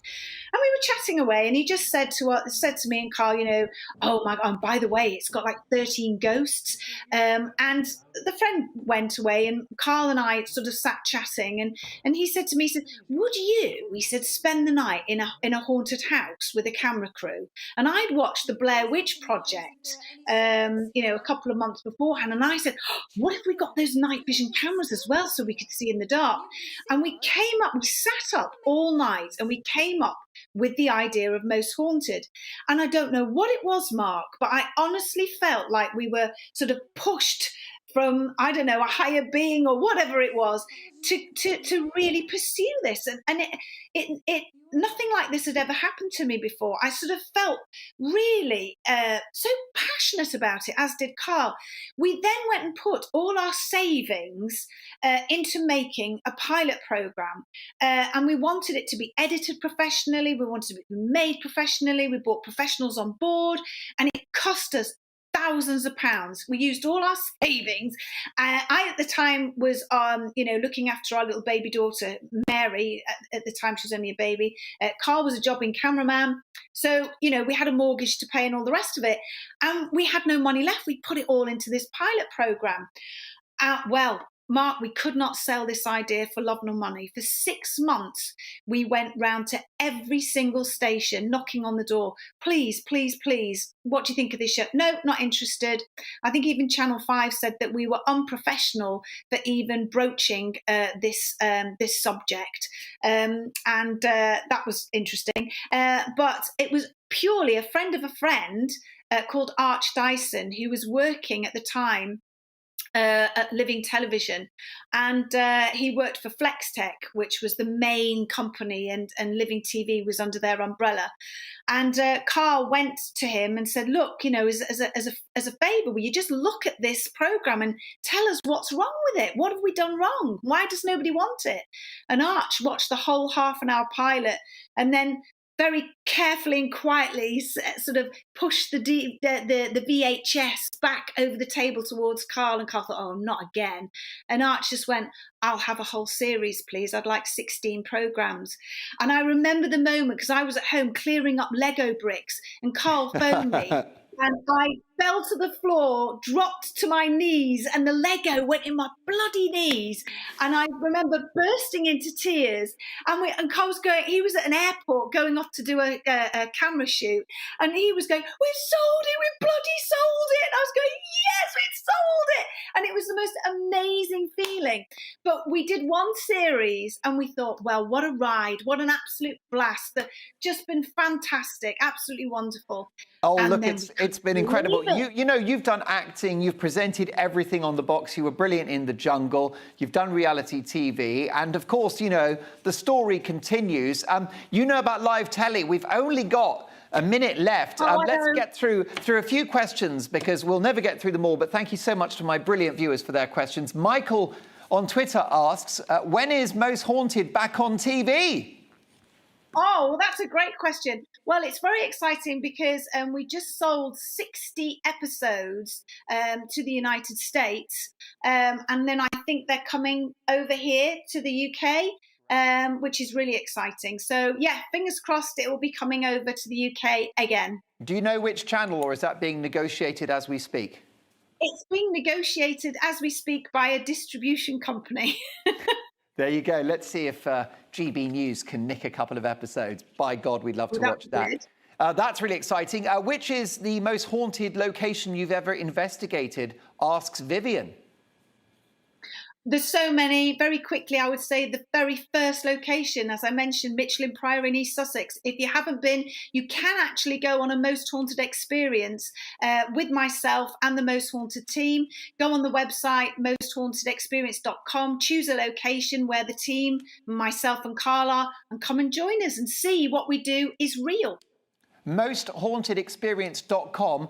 And tell me about the book, another of your talents. You've written this book. It's actually the first in a series of books for young readers, 11 plus, and it's called The House in the Woods. Tell me more. Yes, it's the first in a series of the Ghost Hunter Chronicles. It's about 3 teenagers who decide in their wisdom on Halloween night to take a Ouija board and go into an abandoned old house in the middle of the forest, and they contact something and it follows them home. Oh my goodness. Well, look, sounds like a great page turner. The Ghost Hunter Chronicles, The House in the Woods. It's enjoying rave reviews. And Yvette, come and see us in the studio really soon. You are a true TV legend, and I've loved having you on the show. Oh, Mark, I love you. Oh, my God. Honestly, I mean every word. I mean every word. And I'll take your word for it that it was the dog making those ghoulish sounds. And not the paranormal. Brilliant stuff. Thank you very much. What a fabulous person. I really enjoyed that. I hope you enjoyed it too. And thank you so much for your questions to Yvette Fielding. So much to come. My panel are about to join me for the news agenda, tackling the big stories of the day and tomorrow's newspaper front pages. Should we axe the BBC? Do you pay the licence fee? We'll discuss that very shortly. But after this, another frequently asked questions. We're going to speak to scientist and shark expert Dr. Simon Thomas. We'll talk all things sharks after the tragic death of a British swimmer in Australia and the revelation that there is a shark in the Thames in London. All of that to come. See you in 2.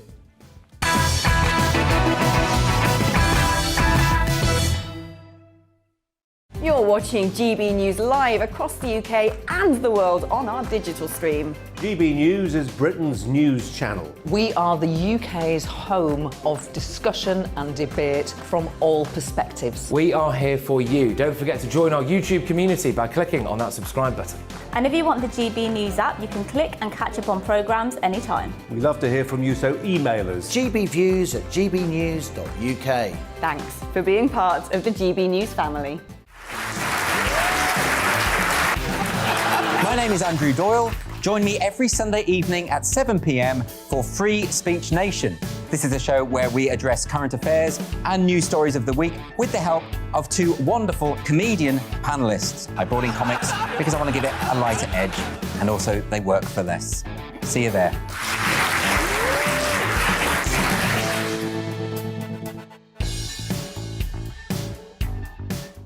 Join my show Farage, 7 p.m. till 8 p.m. Monday through Thursday, and there you will get opinion, analysis, debate, and I'll cover stories that nobody else dares to touch. And then for the last 15 minutes, talking pints. We're over a drink. We have a civilized conversation with someone. We very often disagree, but we do it in a grown-up way. Come and join me on Farage.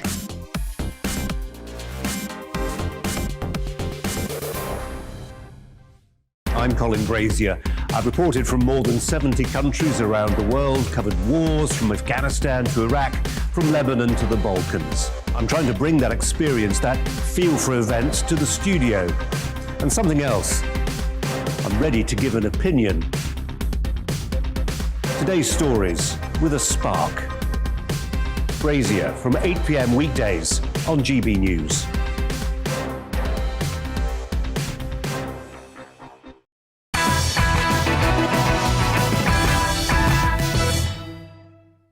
Yvette Fielding, fascinating, great interview, says Declan Gleeson. Declan, thank you for your message. But what are the possibilities of GB News doing Question Time? I'm sure it will be a hit. Go on, go for it. Well, we could potentially do our own version. What a brilliant idea. Thank you for that, Declan. Do keep your thoughts coming in about this show and about GB News. Stuff you love, stuff you don't, and things that you'd like to have in the future. I'm all ears. mark@gbnews.uk. It's time now for FAQs, frequently asked questions, in which we take a deep dive into a big topic in or around the news. Tonight, shark attacks. British Swimmer Paul Millichip died in the sea off Western Australia when he was dragged underwater by a 14-foot great white. Emergency services were called to Port Beach just after 10 a.m. on Saturday, November the 6th, after reports of the attack. The father had been out enjoying his regular morning swim when he was attacked. One witness said he could only watch in horror as Mr. Millichip was dragged under the surface. He told a local news outlet, "I saw the man struggling in the water, and then there was a commotion with a tiny metal dinghy coming over, surrounding the guy, and that was the last they saw of him. It was big, and it looked like a great white. After the attack, we saw it swing out of the water with its fin. He was a big one." But his wife, Mrs. Millichip, said the attack off Port Beach in Fremantle came out of the blue. So how rare are these attacks, and how much do we really know or understand about these extraordinary creatures? To discuss this, I'm delighted to welcome Dr. Simon Thomas, a top scientist and shark expert. Hello, Dr. Thomas. Hi, Mark. Good to speak. So how rare would a shark attack like that be that befell this poor man? I believe last year there was around 10 fatalities from shark attacks around the world. So it's actually astonishingly rare. Yeah. It was calculated in Florida you're actually more likely to be killed by champagne cork than you are by a shark. So, you know, that puts into some sort of perspective. Yeah. And these sharks, if they do attack, are they hungry? Is it food, or is it that they feel threatened? It's probably a bit of both. I mean, most of these attacks are probably cases of mistaken identity. If you look from underneath, a surfer or a swimmer will look remarkably like a seal to a great white. They probably don't deliberately hunt humans. They're probably just curious and or hungry. But the trouble with the shark, it hasn't got hands to feel something. It feels something by its mouth, and unfortunately that has pretty bad consequences for whoever's involved. Yes, and how exactly would a shark attack you? I mean, do they basically just take a few lumps out of you? What is the mechanism by which they attack? Normally, that's exactly what they'll do. Most shark attacks are quite what would seem to be trivial. They're probably the shark attacks you once, finds out you're not what they thought they are, and lets go. But unfortunately, sharks have a fairly impressive armory of teeth, and that can be quite fatal in some instances. But you know, it is rare. So very often, it's normally what will happen? Which are less than ideal. Yeah. You might have murky water, you might have poor visibility, and it's, as I say, it's normally a case of mistaken identity. Do you think that Steven Spielberg, with the film Jaws, has given sharks a bad name? Oh, hugely. I mean, to put it into some sort of context, we probably kill between 50 and 100 million sharks ourselves each year, and they kill 10 to 20 of us. So, yeah, I mean, most sharks you will come.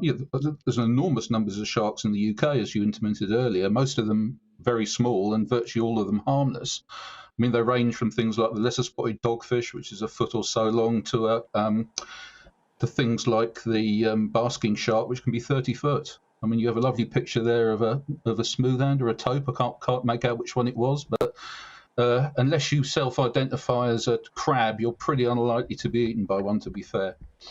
Well, I beg to differ. I'm not sure I'd use the word lovely. I'd be terrified. But I do take your point, Simon, that they are harmless. And of course, they're very elegant creatures. Is it true that there are sharks in the River Thames? Could there be sharks in other British rivers? Certainly in the estuaries, you get smoothhound and taupe. Taupe virtually exclusively eat crabs and crustaceans. Taupe eat fish. They've been there as long as I've lived, and probably an awful lot longer than that. They tend to be closer to the ocean. A taupe will grow up to about 4 or 5 foot, something like that. And I don't think there's ever been a recorded case of a taupe attacking a human. Smoothhounds look quite menacing. They grow up to 3 or 4 foot, but again, they're, unless you're a crab, they're not really interested in you. I mean, would you be reluctant to swim off the coast of Western Australia, given what happened to this poor man? Because I promise you, you couldn't get me in that water for love nor money. Well, I've swum with sharks that are potentially dangerous in the Maldives, and there's been virtually, well, to my knowledge, there haven't been any cases of sharks actually attacking humans. I mean, if you're silly enough to put your hand near the sharp end, you're liable to get bitten. And there has been cases where anglers in the UK have attempted to unhook a shark and been bitten, but they've normally done something pretty egregious, and it's rare. I mean, I've seen or caught over 4,000 blue sharks in British waters, which we all return. I've never been bitten by one. I've never come close to being bitten by one. And I quite happily swim with them. Remarkable. And they grow to 8 or 10 foot. You're a brave man. And these creatures, they are highly intelligent. Are they fish or mammals? Fish. Yeah, and those, some of them actually can control their body temperature. So, for instance, one of our largest sharks, the porbeagle, which is a relative of the great white, they can raise their body temperature several degrees above ambient, which allows them to go into areas they otherwise couldn't, and to swim very fast after prey as well. So, they are definitely fish. And how fast can a shark go? A mako shark can get up to 50 miles an hour. We used to see mako sharks in the UK, but we don't see them very often now.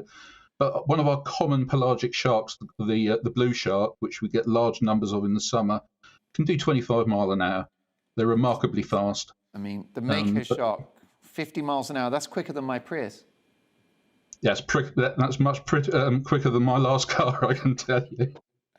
But they're absolutely amazing. I mean, they are. They can leap clear of the water. They can bat flip. They are real speedsters. There's not much else in the ocean that can keep up with them. No, they've obviously got huge power. I said rather glibly that they're intelligent, but is that true? Are they smart? Well, their brain depends on the shark. Something like the great white has a bigger brain than others. Some sharks have very small brains, but they're certainly capable of learning. I think it's always very difficult to compare intelligence between species. What is intelligence in that way? I'm not a neuroscientist, but they're certainly incredibly good at what they do. Yeah, great hunters, and what they do is incredibly important. And why is that? What is it that they do which adds to the ecosystem, Simon? Well, if you think about a top-down predator, they're effectively keeping control of the species that are under them. So one of the best examples is coral reefs. If you take sharks out of the coral reef, you get an increase in the animals that actually prey on the coral, and you can actually cause destruction to the reefs. We're very lucky. I mean, we get a large number of sharks in the UK, and actually the numbers we see has gone up, which is great. I mean, it's fantastic to see. And it's even, there are signs that some of the species we thought were very, very badly hit by commercial pressure are starting to make a return in our waters, which is a really good sign. Yeah. Obviously, you mentioned that you fish sharks and you put them back.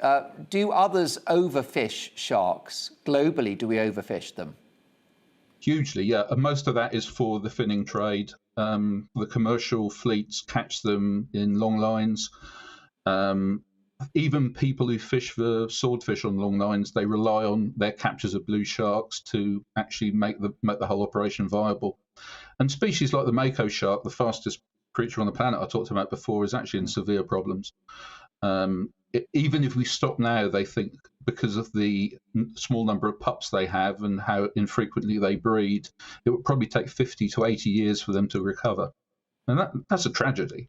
And that's a massive tragedy. And you mentioned that they get fished for their fins. So are you telling me that human beings are so stupid, so ignorant and so selfish that they will murder one of these great, great creatures only to consume their fin?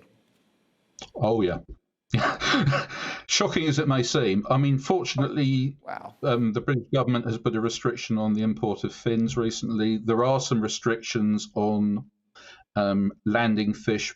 You now have to land them intact within Europe, but there are some loopholes in it. But it's truly shocking that actually this still should exist. And frankly, shark fin soup's disgusting anyway. So God knows why shark fin soup. And what do they do with the rest of the poor fish? I guess it goes to cat food or something. If they're lucky. I mean, they used to just cut the fins back and off and chuck them back alive, and they used to die on the bottom, a slow, horrible death. And it's just inexcusable. That's horrific, and it's really good for my viewers and myself to know That's what happens if you order shark fin soup. I won't be ordering any of that anytime soon. Last really quick one before we go. The clock's against us, Simon. But how did you become interested in sharks? Well, I was trained as a molecular biologist, so I worked on microbes and extracting DNA and that sort of thing. But I was very lucky. I'm an angler. I saw a blue shark caught in about 1998, and it's just one of those wow moments. I saw it at the side of the boat and was just completely entranced. Yeah. And I've been very lucky. I rely on who I call the experts on sharks, which are the skippers who catch them and the anglers, to provide me with information so I can inform policy. I'm hugely indebted. To me, the real scientists in this are the skippers and the anglers. I'm just a bloke who collects the information and passes it on.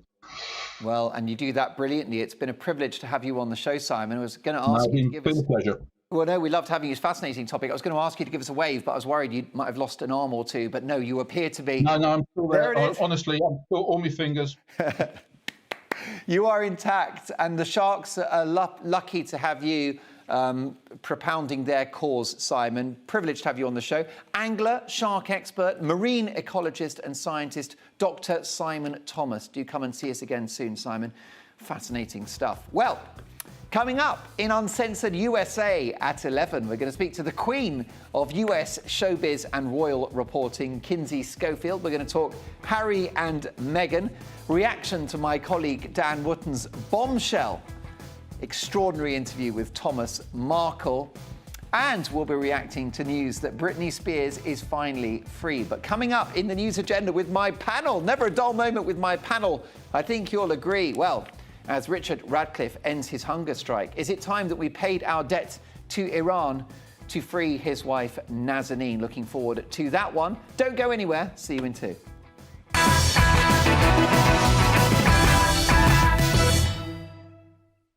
You're watching GB News live across the UK and the world on our digital stream. GB News is Britain's news channel. We are the UK's home of discussion and debate from all perspectives. We are here for you. Don't forget to join our YouTube community by clicking on that subscribe button. And if you want the GB News app, you can click and catch up on programmes anytime. We love to hear from you, so email us. gbviews@gbnews.uk. Thanks for being part of the GB News family. My name is Andrew Doyle. Join me every Sunday evening at 7 p.m. for Free Speech Nation.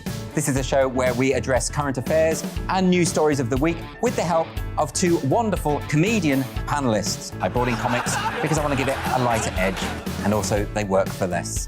See you there.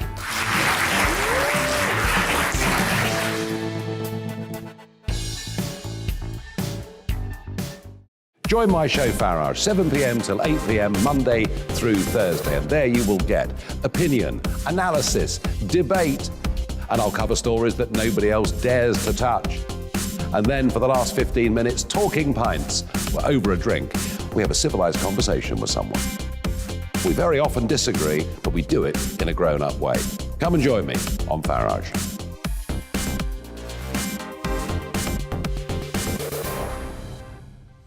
I'm Colin Brazier. I've reported from more than 70 countries around the world, covered wars from Afghanistan to Iraq, from Lebanon to the Balkans. I'm trying to bring that experience, that feel for events, to the studio. And something else, I'm ready to give an opinion. Today's stories with a spark. Brazier from 8 p.m. weekdays on GB News.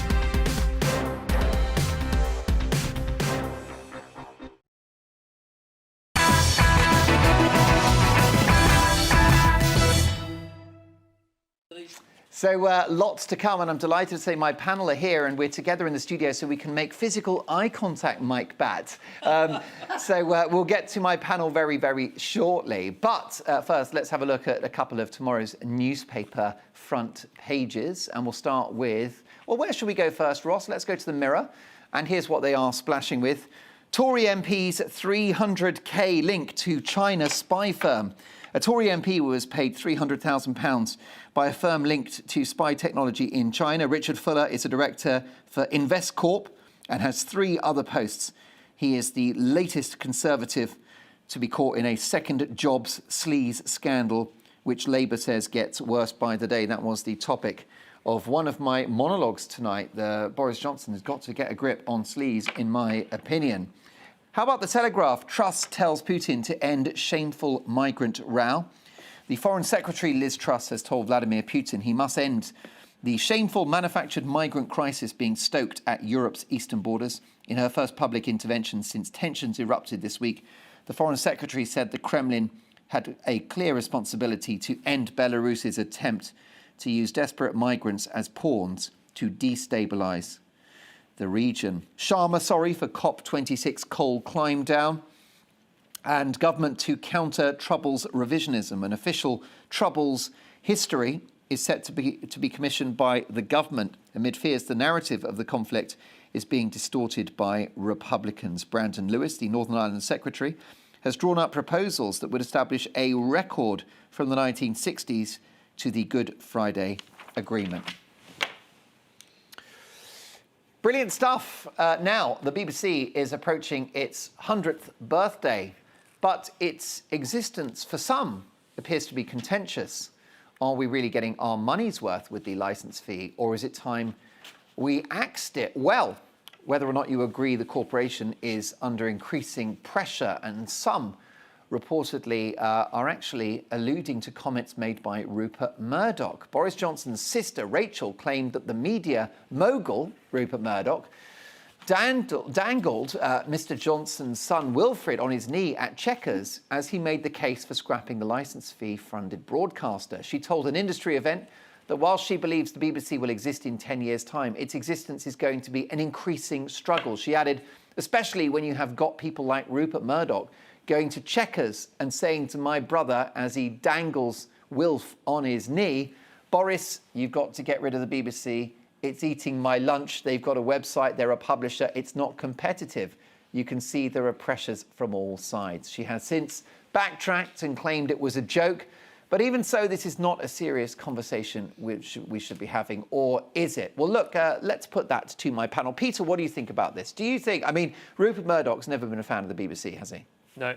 So it's not really very surprising. But do you think there's a genuine debate out there among the British public around the licence fee, for example? No. You don't? That's a simple answer for you. I think there's a genuine debate, perhaps in your household, but I think perhaps not more widely. The licence fee is what? It's under 200 quid, isn't it? I can't remember. Yeah, about 100, just under 170. Yeah. 168, something or other. Yeah, 168. You get vast amounts of material, more channels on radio and TV than we can even count. Compared to, say, something like newspapers, which are themselves good value, it's even cheaper if you split it on a daily rate. And I think actually Rachel Johnson, the Prime Minister's brother, has done the BBC a great service by leaking this and specifically tying it to Rupert Murdoch, who in some quarters, not necessarily mine, but in some quarters is seen as an evil Svengali. She's ensured that Boris Johnson can't go ahead with scrapping the BBC, even if he even thought about it in the wildest fantasies, because it was seen not just as falling hock to the libertarian right, but also giving Rupert another sweetie when we know some of Rupert's own businesses have been corrupted. So I think whether it was by accident or by design, Rachel Johnson's been very canny, and the leaking this will benefit the BBC because it will make it much harder to undermine the BBC subsequently. Like a rather clever scorched earth policy on behalf of her brother. Mike Batt, you've undoubtedly composed music for or with the BBC. I have. Lots of both. And you know what? I come to music as a separate situation with regard to the BBC, but my general thought about the BBC is that you shouldn't get rid of it. We're very lucky in this country to have a broadcasting service that isn't driven by commerce. Well, it is in that it has its commercial things that it does, its overseas trade and all of the things that it does.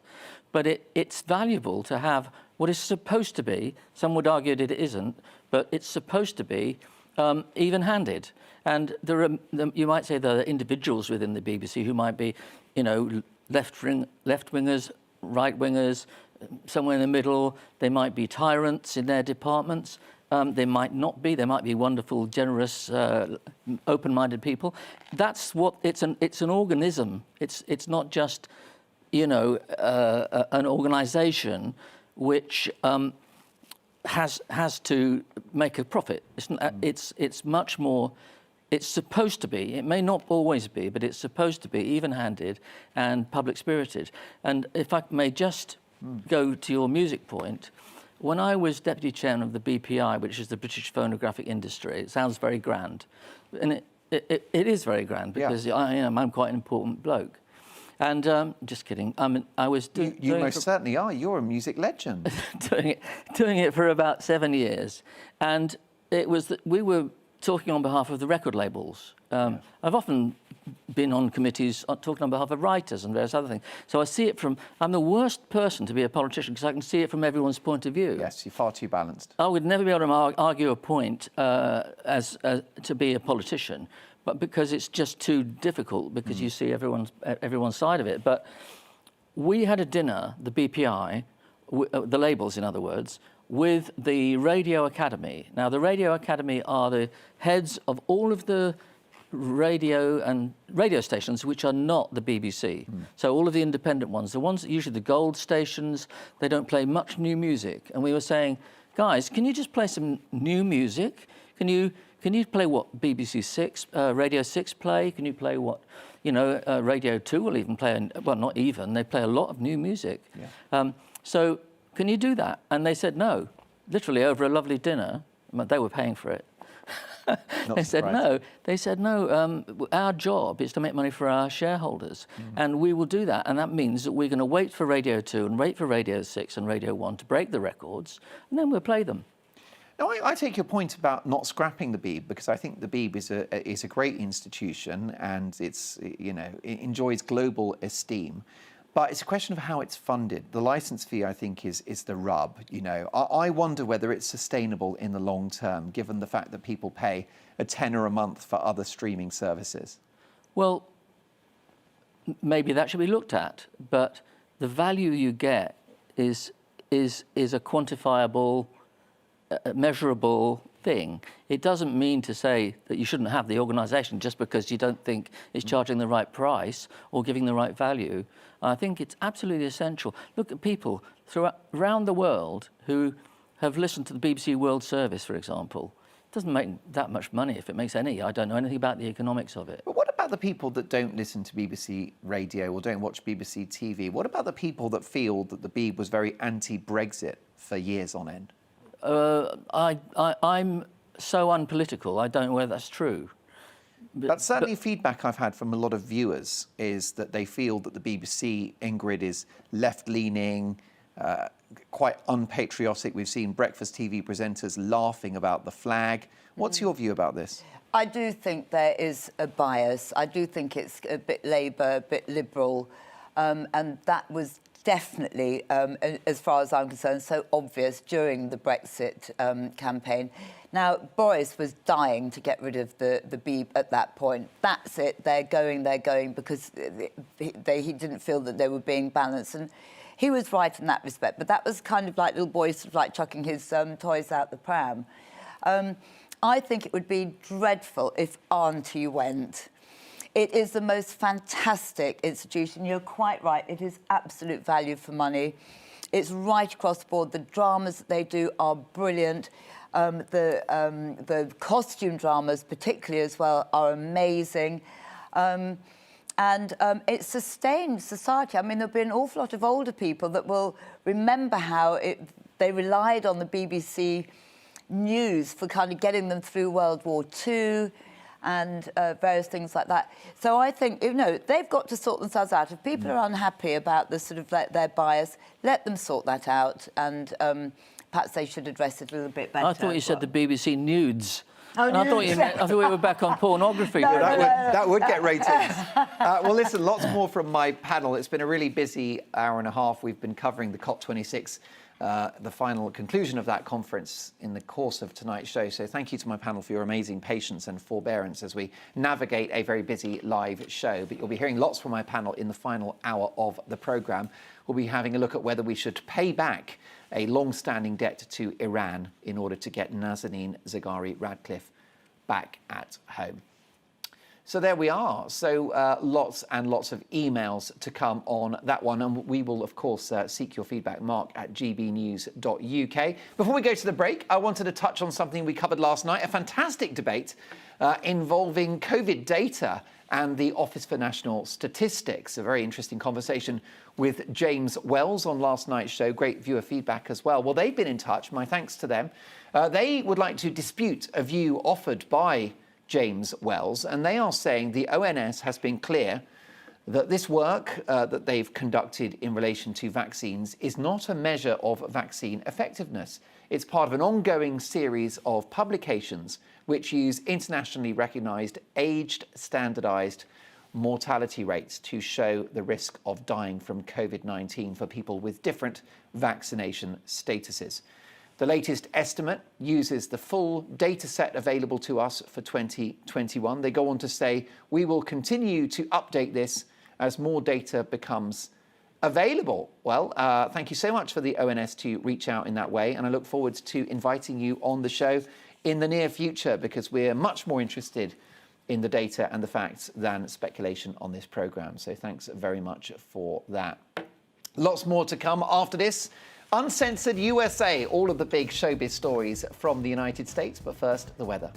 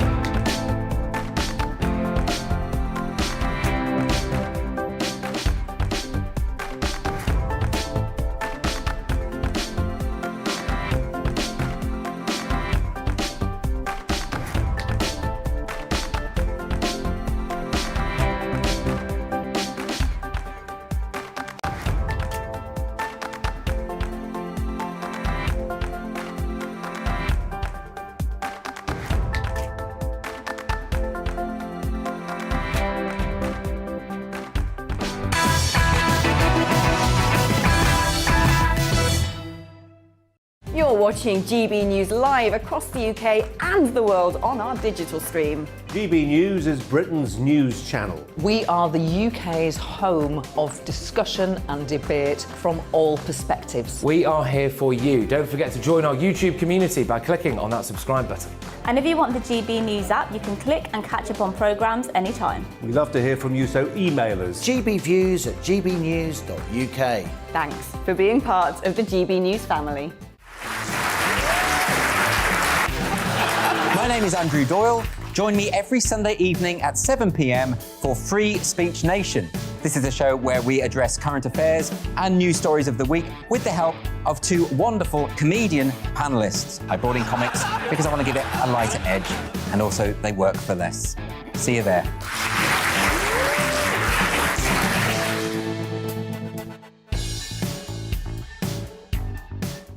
Join my show Farage, 7 p.m. till 8 p.m. Monday through Thursday. And there you will get opinion, analysis, debate, and I'll cover stories that nobody else dares to touch. And then for the last 15 minutes, talking pints. We're over a drink. We have a civilized conversation with someone. We very often disagree, but we do it in a grown-up way. Come and join me on Farage.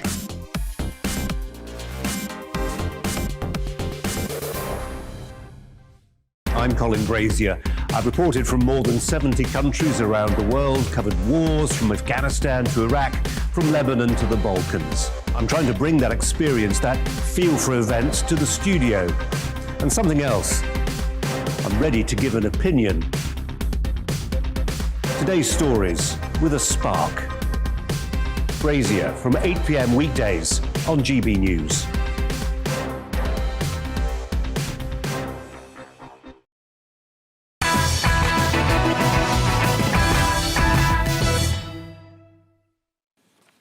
Coming up in the next hour, we have saved our best till last. Before midnight, we'll be playing another great British game show. That's right, a game based around a big news story of the day. We'll be doing it with my panel, and I want you to play along at home. And also, in terms of international affairs, should we repay a long-standing debt to Iran to get Nazanin Zaghari-Ratcliffe back home? And after this, in Uncensored USA, we'll speak to royal expert and US entertainment aficionado Kinsey Schofield. So lots to come, but first the news headlines with Karen.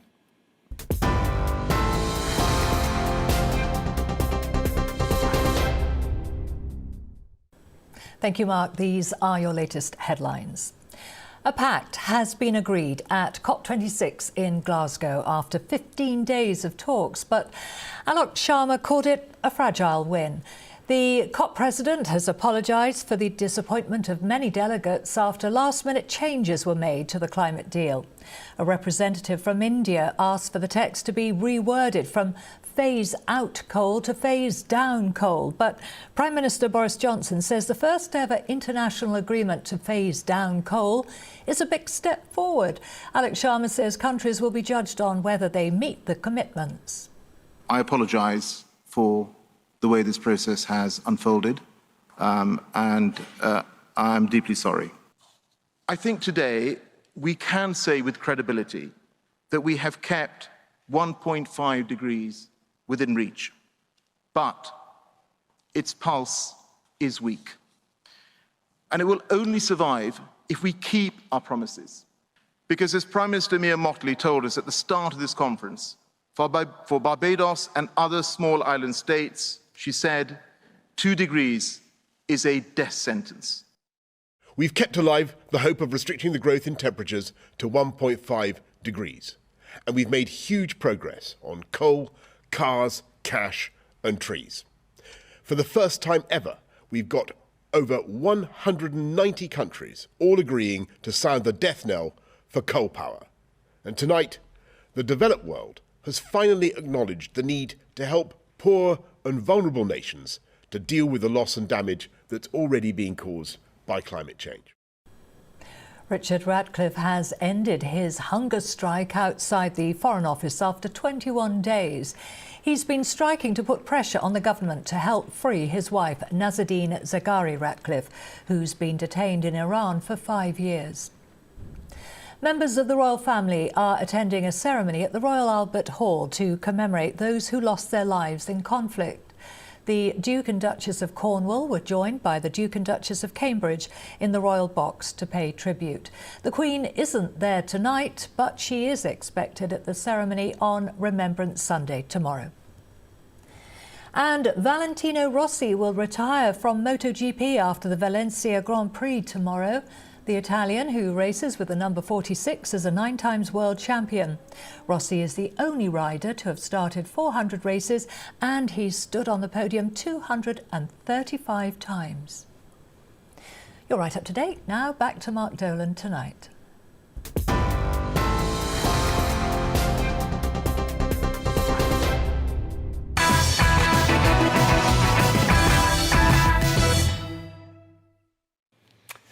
Well, it's 11:05. Uncensored USA in a moment. We'll go to Los Angeles in California for the big showbiz stories of the weekend. But first, time for this. Yes, I've got tomorrow's papers, and oh boy, have we got some material for you. So let's start, if we can, with the Daily Star. Bigfoot found in Cannock Chase. Bigfoot's only gone and turned up in a British wood. The mythical creature has avoided detection for centuries, but Yeti hunter Lee Brickley reckons a huge footprint and claw mark on a tree in Cannock Chase in Staffordshire proves he really exists. There you go. So this guy's called Lee Brickley. He must have been bricking it when he saw those footprints. Next up, let's go to the Sunday Times. India and China thwart COP deal to abandon coal. There's a surprise, folks. Sharma in tears at last-minute summit ambush. That's right. There was a more ambitious deal expected at the conclusion of the COP26 Eco Summit in Glasgow. However, an intervention by India and China regarding coal output has put the has put the kibosh on that one. And next up, we've got the Sunday People. Now Sis wants to sue Meghan. Red alert. Meghan Markle is under threat from being sued by her sister Samantha. Samantha currently in talks with lawyers. And 30th anniversary exclusive, Freddie's farewell by his Queen bandmates. A true legend, the wonderful, the late great Freddie Mercury, remembered in the People. The Observer, Hal Johnson pledged help for my business to win my love. Good friend of the show, Jennifer Arcuri, is in The Observer today. Extraordinary details of how Boris Johnson allegedly overruled the advice of staff to promote the business interests of his former lover, Jennifer Arcuri, and win her affections are revealed in previously unpublished diary extracts by the US businesswoman. According to one entry, the then London mayor even offered to be her throttle in an attempt to accelerate her business career, claims that may reopen the possibility of Johnson facing a potential criminal investigation into misconduct allegations. You do wonder how many more days this government and this Prime Minister can withstand in relation to the sleaze allegations. Last-minute drama as COP26 strikes climate deal, say The Observer. Next up, we've got the Scottish Mail on Sunday. Glasgow wins a climate deal for the world. Tearful Sharma reveals historic 11th hour COP26 agreement. OK, next up, The Independent. Sharma apologises for watered-down coal deal. India and China force last-minute change to fossil fuel promise. COP26 deal criticised for delaying urgent action to stem crisis, but countries agree to toughen up emissions plan in the next year. And the last but not least at this stage in the evening, the Sunday Express. Exclusive. Boris delivers funds to beat MND. £50 million victory now lets curb cruel disease. Boris Johnson has today pledged 50 million quid to find a cure for motor neurone disease known as MND, giving hope to people living with the terminal condition. His vow comes 4 months after the Sunday Express launched the Fund the Fight to Cure MND crusade, joining forces with leading patients, campaigners and charities to call for the money to create an MND research institute. Brilliant campaign by the Sunday Express and a fantastic achievement on their part to achieve that level of funding. OK, it's time now for this. Yes, it's time for Uncensored, in which we speak to the top commentators around the world who can speak freely and fairly without being edited, censored, interrupted or cancelled. And tonight, we head to America for Uncensored USA in the company of the Queen of US showbiz and royal reporting, Kinsey Schofield. Hi, Kinsey. Look at that classy backdrop, Mark Dolan. You are so metropolitan. I'm loving it. Listen, I'm trying to be the new David Letterman. That's the plan. You got it. You're on it. Minus the sleaze. You're the guy. That's it. I'm not handsy when it comes to my colleagues behind the scenes, let me tell you. Well, I mean, some might enjoy it. I don't know their lives. Who know? Each their own. Kinsey, great to have you back on the show. Where should we start? Should we talk about Britney? She's free at last. Free at last, free at last. My goodness. No, it's almost 14 years in the making, right? She's been under this conservatorship. Her father really has been so controlling. And now I think next steps are trying to determine where her money has gone. They want to make sure that she hasn't been stolen from over the last few years. So they are really interested in figuring out who got how much, and some of the people that have been involved in the conservatorship have not been giving that information up. So they are fighting right now to determine where her money has gone. We know she's looking forward to getting married to her fiance. She said she wants to have another child, which is exciting, of course. And she does want to get back to work, not necessarily live shows. As you can imagine, I'm sure that she associates these live shows with some of the, abuse that she's received over the last few years. So while fans are excited to get new music and perhaps see her in real life again, I would not anticipate seeing her perform anytime soon. I've also heard that she is taking pictures for like a huge magazine with her fiance. She's going to be on the cover of a magazine soon. So that's something for us to look forward to as well. But a huge relief for Britney. I think that there is definitely turmoil in regards to her relationship with her family, but we have a lot to look forward to from her. Well, I think we do. She's still a young woman. She's got her freedom. Where does she rank in terms of American superstars in relation to the likes of Madonna and Lady Gaga? Well, she definitely has received so much support from both of those women throughout the Free Britney movement.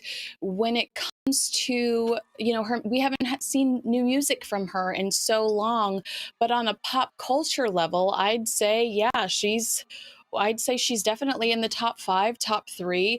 I don't know, like those are, you gave me such great names. If you were to say, is she more popular than Mariah Carey? I'd go, oh, absolutely. But it's so tough to be more popular than Madonna or Lady Gaga, especially Lady Gaga's new movies coming out. We've seen a lot from Madonna lately. So give Britney some time to work, and let's see what the next steps are. And she very well could be more successful than Madonna or Lady Gaga. Well, she could be. I believe she sold in excess of 100 million records already in her career. She could double that if things go well. What do we know about her mental health? I mean, is she well enough to have her freedom back? Hey, that's a good question. And we do know that she has asked one of her conservators, the conservator that was in charge of her health and, preparing meals, hiring a chef, her medication. She has asked that woman to stay on as an employee. She's not going to be somebody that is required to be there by the government. This is somebody that Britney has a really great relationship with. Her name is Judy Montgomery, I believe. And Britney just trusts her with her body. So we do know she's going to stay on top of Britney in regards to medicine, her fitness, her health. But, if I were to advise Britney of anything, I would say be careful of what she posts online, because there is a huge microscope on her right now, and people are watching her because they want to see if this was the right decision. So I would slow down on the naked photos. I would slow down on some of these things that make people question where you're at and what you're doing. Yes, and now Meghan Markle has had to apologise for being less than direct and honest with the truth in regards to her legal action that she's currently facing at the moment. Why is the US media not talking about Harry and Meghan being economical with the truth? Isn't that crazy? I was going to say to you as you started your sentence, well, you wouldn't know it over here. I think that this story is totally blowing up over there. And thankfully, I follow all of your news. I do, American news just isn't really touching it right now. And I think the reason that American news isn't touching it is a couple of things. Harry and Meghan's PR team, they have their relationships with certain outlets, and they're huge outlets. They're People Magazine, they are Forbes, they're Wall Street Journal. They've reached out and they've courted some of these publications to establish relationships with them. And basically the agreement is you have access to us, and whether it's said or unsaid, the rule is basically that you can't criticize them or cover them in a negative way, and you can continue to have this access to them. But when it comes to just all across the board, Harry and Meghan have established themselves as liberals in the country. They have endorsed Joe Biden. They are seen, on panels with Hillary Clinton, Kamala Harris, Stacey Abrams. Meghan is trying to position herself as one of these female left-leaning leaders, and in doing that, the mainstream media, which is incredibly left-leaning, has decided that they're on their side and that they're on their team, and they are not going to pursue negative press about them because they want them to win. It's almost like I'm watching a presidential election in the States again, with the media determining that they like somebody so that they're going to cater to them versus being honest and just telling the truth about what's going on, which is, are these people truthful? Are they, are they liars, or, and are we all being manipulated for their objectives and for their financial gain? Absolutely right. Well, Kinsey, here's the moment that Meghan's father, Thomas Markle, told Dan Wootton in a world exclusive on GB News on Thursday that he believes Meghan is a liar. Take a look. Do you believe that your daughter was just forgetful, or do you think this was a deliberate attempt to mislead the court? I really can't speak too much about this, but I think that she was trying to deceive. I think she was telling lies, but I can't really speak about this particular thing too much. So. Pretty damning, isn't it? His remarks. He also said that he wondered whether Prince Harry had been dropped on his head because he says so many stupid things. I mean, Dan Wootton is such a stallion. How many times is he going to come through with this one, right? Hilarious. Amazing. I laughed out loud at the dropping of the head. I had no idea Thomas Markle was a comedian, and here we are. No, people keep saying that Meghan needs to drop her title if she wants to pursue all of these political aspirations. And I would argue with you that Meghan is horrified by her family. And the reason that Meghan doesn't be Meghan Markle is because Meghan Markle knows that the more she continues to elevate herself, she elevates her family. And we hear more from Samantha and we hear more from Thomas. So, I don't think she will ever drop the title because I think she's so horrified to be associated with her family that took care of her financially, put her through expensive schools, put her through dance classes, and bought her that $5 salad at Sizzler. So, I don't know what to say about her relationship with her father. Obviously, I feel sorry for him because I know that he wants to be involved in her life. And the more we get the truth about some of the back work and the manipulation, should I call him daddy, the more we start to understand perhaps where he's coming from, and we sympathize more so with Thomas Markle. Yes, I mean, that relationship is over, isn't it? I don't know I don't know what you do. I really don't know what you do. It's horrible. It's horrible. And I feel sorry for both of them. But at the same time, and Dan Wootton made this comment, I think the other day, why did you not just go visit your father in Mexico? Truthfully, that was a great solution. Go see your dad, sit down with him and explain, this is the craziest thing I've ever been through. And I'm so sorry that I'm dragging you through this with me, but here's how it works, because she had just gotten the rundown. We keep our mouth shut. We do as we're told, and they've got people that will work it out. These people will speak for us. Everything's going to be okay. They'll kill negative stories. Just if we will put our trust in this firm, this engine that has worked smoothly for X amount of years, everything's going to work out all right. But I, again, think that there's some embarrassment there. I think she's embarrassed of her family, perhaps her roots. Yeah. And I think that she was trying to distance herself almost immediately, when really the solution right there was go visit your dad, explain to him what's going on, and everything will be fine. I mean, there's also these headlines. The headlines we are getting in America are that Prince Charles berated Prince Harry, which is so silly to me because we know how sensitive the Sussexes are. So why are we going to give that life? Why are we going to even give that breath when we know how sensitive Meghan and Harry can be? He wasn't berated. I think Prince Charles was embarrassed too. This guy's getting fitted for a suit jacket with a paparazzi best BFF right there. It's embarrassing. Yeah. No, I agree. Well, Meghan's got previous on this. She has ghosted a couple of pals of mine, Piers Morgan, Lizzie Cundy, and of course now she appears to have done it to her own father. It's a tragic story. I wonder whether Dan Wootton could be the man to broker that reunion. What do you think? Watch this space. How about that? An Oprah-style interview. Dan brings the Markles back together again. Anything's possible when it comes to Dan Wootton, who is back on Monday at 9. Only a few seconds to go, but let's get an update on this awful crowd surge at the Astro World Festival in Houston. This happened during a performance by the rapper Travis Scott. How many tragic lives have been lost, do we know, Kinsey? Well, now we're at 9. Isn't that horrible? Hundreds of people injured. And Mark, there is a 9-year-old little boy in a coma right now who was at the concert. His father passed out due to the surge. And when his father passed out, he was on his shoulders. The boy fell and was trampled. 9 years old in a coma right now.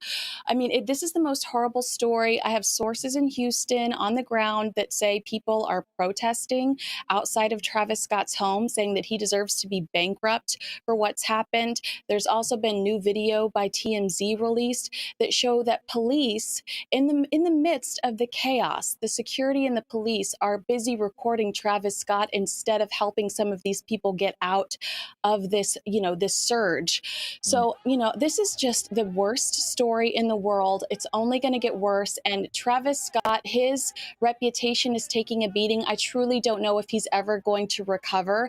I don't think that Kardashian magic is going to rub off on him enough to survive this. Kinsey, a truly tragic story. There really are no words. Thank you so much for joining us, bringing plenty of showbiz glitter, as you always do on a Saturday night. Check out Kinsey's brilliant website, To Die For Daily. She's not only the queen of US showbiz reporting, but she's a royal expert too. And we'll see her in a week's time. Lots to come. The Great British Game Show is coming up. That's right, a game that we want you to play along with at home and with my panel. And we're going to be matching the celebrity to the statue it's supposed to be of. You're going to love that one. There are a few horror shows waiting in the wings. But coming up in the news agenda, should we embrace psychedelic drugs as a medical treatment for mental illness?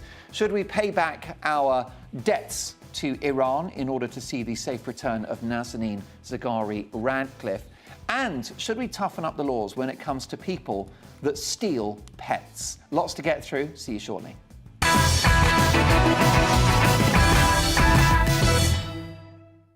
You're watching GB News live across the UK and the world on our digital stream. GB News is Britain's news channel. We are the UK's home of discussion and debate from all perspectives. We are here for you. Don't forget to join our YouTube community by clicking on that subscribe button. And if you want the GB News app, you can click and catch up on programmes anytime. We love to hear from you, so email us. gbviews@gbnews.uk. Thanks for being part of the GB News family. My name is Andrew Doyle. Join me every Sunday evening at 7 p.m. for Free Speech Nation. This is a show where we address current affairs and news stories of the week with the help of 2 wonderful comedian panellists. I brought in comics because I want to give it a lighter edge, and also they work for less. See you there.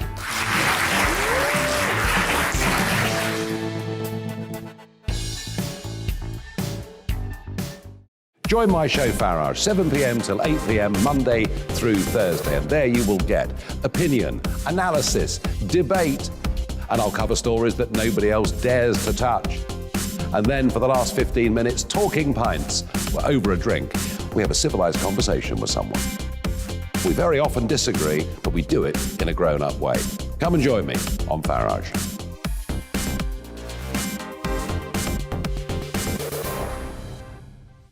I'm Colin Brazier.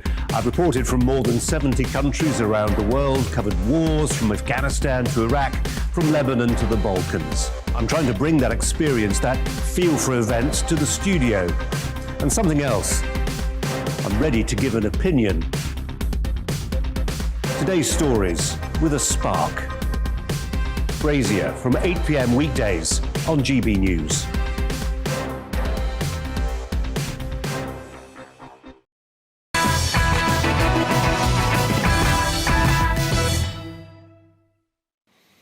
It's time now to look at today's big stories and reflect on tomorrow's newspaper front pages with our fantastic panel. And tonight it's presenter and TV personality Ingrid Tarrant, singer-songwriter and music-producing legend Mike Batt, and top journalist, former editor of Labour List and a fabulous proponent of free speech, absolutely the brilliant Peter Edwards. We had quite the ding-dong earlier, and we'd love you to join that conversation. We'll talk about COVID measures, but let's start with this. Iran has claimed that the UK is ready to pay a £400 million debt, which could free Nazanin Zaghari-Ratcliffe. Tehran's Deputy Foreign Minister Ali Bagheri Khani said the countries were working on a payment method The development came as the British Iranian's husband, Richard Radcliffe, agreed to halt his 21-day hunger strike outside the Foreign Office today. UK ministers did not respond to the reports, but Mr. Ratcliffe told the Daily Mail the discussions are a cause for hope. So what do we think about this, Ingrid? Do you think we should just pay the money? Definitely. I think a lot of people think that sort of why should we pay £400 million as ransom money to understand the story behind whenever it was, I can't remember the year, it's going back a bit.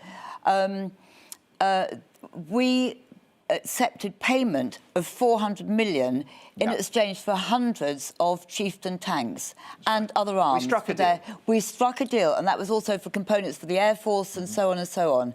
Then the sanctions came in, and there were no trade deals with Iran at all, but they had paid for it, and England saying, well, we've got the trade sanctions now. They should have simply given the money back then. No tanks, you get a refund. We're not trading with anymore, but the money was good money, good intention. It's so dishonourable. So absolutely they've got to pay it back. I think they're actually talking as well now. They're still arguing about how they should pay it back. I think they've agreed that they're going to... The debt existed, didn't it? The chieftain tanks were delivered. Yeah, but they haven't paid it back so far. They've had all this time, 1997. I know, but I'm just saying they're still haggling about how it should be paid. But they've agreed they're going to pay it. And so Have that's... they? Yeah. Oh, they've probably agreed. But the optics of this are worrying, aren't they? Because you've got a British woman that's effectively being held hostage. Exactly. In Iran. We paid the money, she gets released. That's a message to a lot of bad actors globally. Yeah, which it always is. But we did... Here's the get-out clause for anyone who say, oh, no, we gave into terrorism or whatever. It's that we did owe the money. They didn't get their chieftain tanks, is that right? Absolutely right. So we owe them a load of chieftain tanks, or... I hate the hostage thing, but it's not...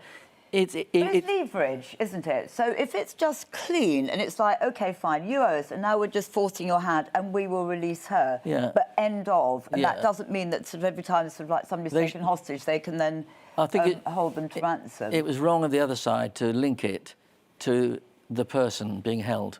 I don't think it should have been, you got to pay up the, whatever it is, 400 million. It's leverage. But that's how these unscrupulous regimes operate. The danger is, Peter, that if we pay the cash, she's released. Next time there's another issue, it will have to be resolved with money or some other kind of, bullying tactic, some sort of leverage from a country like Iran. Well, I have two questions about this, and Mike touched on one of them. Why is the first one? Why did we do an arms deal with Iran in the first place 20-odd years ago? That has not worked out well. We sell arms to Saudi Arabia as well, don't we? We do. And then second question is, in terms of paying the debt, can we take the Iranian regime's commitments at face value, given what they've already done to an innocent British mother?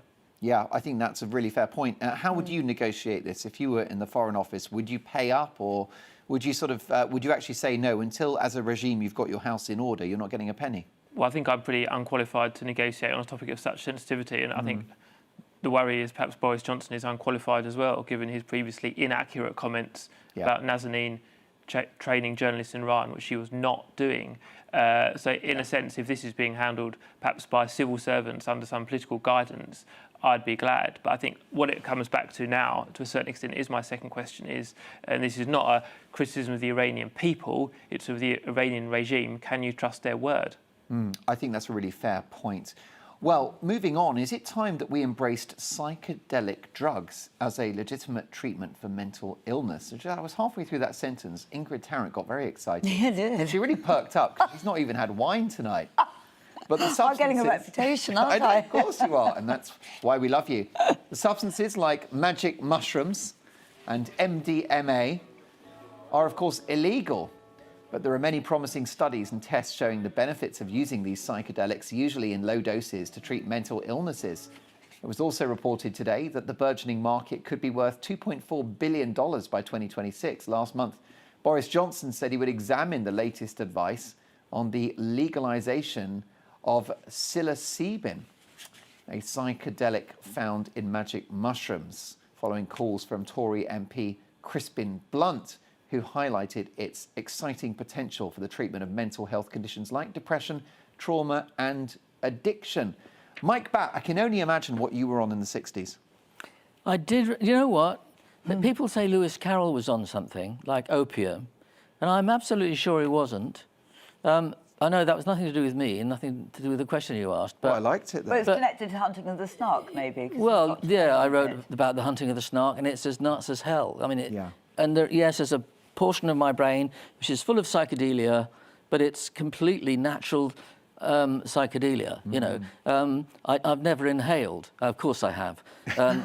Of course, I've done dope when but it used to. Luckily, it made me sick, so I didn't do it very much of it by about age of 20. And it was probably a bit weaker than the stuff that goes around these days. Yeah, that could tell you about. But you know, I've never done any of those things like LSD. I'd quite like to actually try it just to see what happened. Yeah. But so you didn't, because I mean, you broke in the 70s and you got into showbiz in what, 68, 69? 68, 69, yeah. Yeah, and so the 70s was a very sort of prolific era for. It was, and I was usually in a Womble costume, so it's hard to get the pipe up into your mouth. Yeah. I think so. So you didn't really have the kind of booze and drugs hell in the 70s that others did.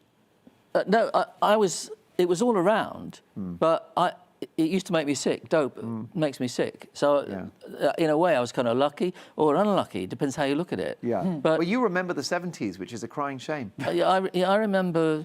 There's lots of things I don't remember, but they're the bad things. I've got a habit of not remembering bad things. But I mean, don't you think if you've got these natural substances out there in nature that can help with depression or even physical pain, MS, all sorts of other illnesses, I mean, it's a no-brainer, isn't it? Well, yeah, it's like, OK, a pint of... I'm a non-drinker now.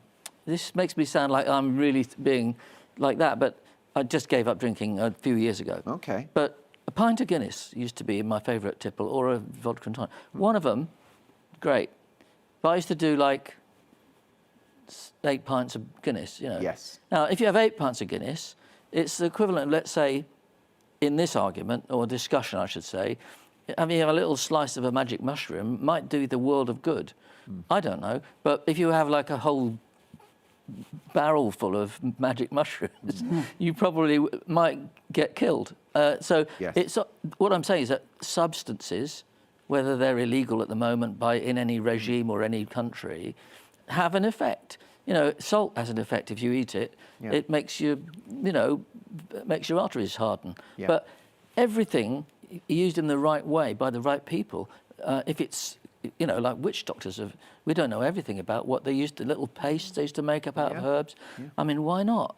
Keep an open mind. Peter, I spoke to the father of a young boy that suffers from epilepsy, and he's paying £600 a month privately for medical-grade cannabis. I mean, I think all of it should be available, I mean, perhaps not over-the-counter, but certainly by prescription. OK, and what's the medical basis for that? Well, I think that cannabis is linked to the reduction in inflammation. Seizures can be reduced as a result of it. And obviously what you don't want is children or adults necessarily smoking a spliff. But if it can be available in pill form, I say go for it. What do you think? Well, I think you've got to be clear what you're talking about. I mean... Well, I'd say any substance that's grown in a field, if it can be harvested for pain relief or the treatment of depression, I don't know why we aren't already doing it, to be honest. I wonder whether society... Well, that's the approach they take in Afghanistan. I don't think that's worked out very well. Well, I mean, I know, but of course, if you do go to hospital and you're unlucky enough to be in very bad pain, you'll be given morphine, which is an opiate. Yeah, I think that's a bit different to saying we're going to harvest everything in the field and then dole it out. We all happen to be wearing that very plant as we speak, of course, and I know we all know what you're talking about. Yeah, for differing reasons. Yeah, but don't you think, I just wonder whether it's that sort of rather old-fashioned attitude that all of these drugs are to do with a permissive society. It's a kind of moral judgment rather than the reality of what some of these medications can achieve. Because, I mean, wouldn't you think, well, what's a lesser of two evils? Some sort of mushroom which has got psychedelic qualities, which has been sort of linked to the relief of depression, or a horrible toxic chemical, which is pretty much what most people that have got depression are currently on. Well, I'm really caution against such a binary approach. And just briefly, as I understand it, lots of people with perhaps mild depression are treated with things like cognitive behavioural therapy rather than a drug. The other point drug-free. Exactly. The other point I'd make briefly, when you're, to my mind, perhaps talking a little bit about rushing into these types of treatments, is I think there are a lot of people, certainly in America, in the 50s and 60s that were used as kind of quote-unquote guinea pigs for mental health treatment, and they had very unpleasant lives subsequently. Yeah. I think. Interesting. Sorry. Well, can I just say that, sorry to interrupt, but the cognitive therapy, I have to say, yes, that's wonderful. It's drug-free. It's just kind of talking to somebody. You don't know, there's so many people out there practicing it, and you don't know how good they are at their job in any case. There's no way of proving. Whereas this, you will always guarantee that the right dose will have more or less the same effect in a variant. And it's also very difficult to get cognitive therapy, because I know somebody that tried to do that, and he didn't get what he wanted, and he actually killed himself before he got it. I am absolutely 100% for these magic mushrooms, completely. I want to try it myself, because I would like to have a little trip. I haven't done it, and I feel... Can you get them in Waitrose? Oh, do you know, no, but you can get them in the fields, but I've looked in the woods. Oh, blimey. No, Take your life into your own hands. But they've all gone. No, but I want to say something. I really have got to... say a lot for your neighbourhood, doesn't it? Yeah, I think they've all been out there. It's your pigs. The pigs are eating them. Oh, it's my pigs. Yeah, I've got pigs. You've got pigs? Yeah, house pigs. Yeah. Sorry, you've got house pigs? She's got a pig in the kitchen, a full-size pig. I thought you got rid of him. It's called George. No, I was told you got divorced years ago. Oh, no, I'm getting very confused. Dear. He is a lovely pig, though, isn't he, Ingrid? He's gorgeous. I've got one now. I had three. So you before we get back to the mushrooms, you cohabit with a pig, a swine. Yes. Yes. All right. And a dog and 3 cats. But I did have 3 pigs, 3 dogs, 3 cats, 2 horses, lots of chickens, 2 guinea pigs, like, 2 rabbits. What's that novel? It's a 2 Gerald quails. Durrell novel. Yeah. My Life, was it My Life and Other Animals? Yeah. It was that. My Family and Other Animals. Yeah. Tell me about the pig. Is it house trained? Oh yeah, but they house train themselves. They are so hygienic. Honestly, you would not believe. People sort of think they're dirty animals. Yeah. Well, Mike will know. I tell you, Mike will know, because actually Mike and his wife Julianne lived with it for a while. I came and stayed at her house with my wife for a few weeks. While we were in you transit. guys have all known each other. Yeah. And this pig, I got to tell you, I know this is not to do with the news or anything, so maybe I should move past it. But I know you love him, but I do love him. You couldn't chop vegetables or something without him coming to push you out the way. Is he sort of almost canine? Like, for example, can you call him over? Yes. Really? I can get him to sit. Is that right? Give trotter. So why aren't there more pigs living in a domestic setting? Maybe because they do need to grass. They're grazers, so he has a very natural life. But he just happens to be sort of like the creature comforts. But he is king of the kitchen. He is king of the kitchen. So when he wants a wee or a poo, where does he go? Goes out. That's amazing. And is there a pig flap? Big flap, no.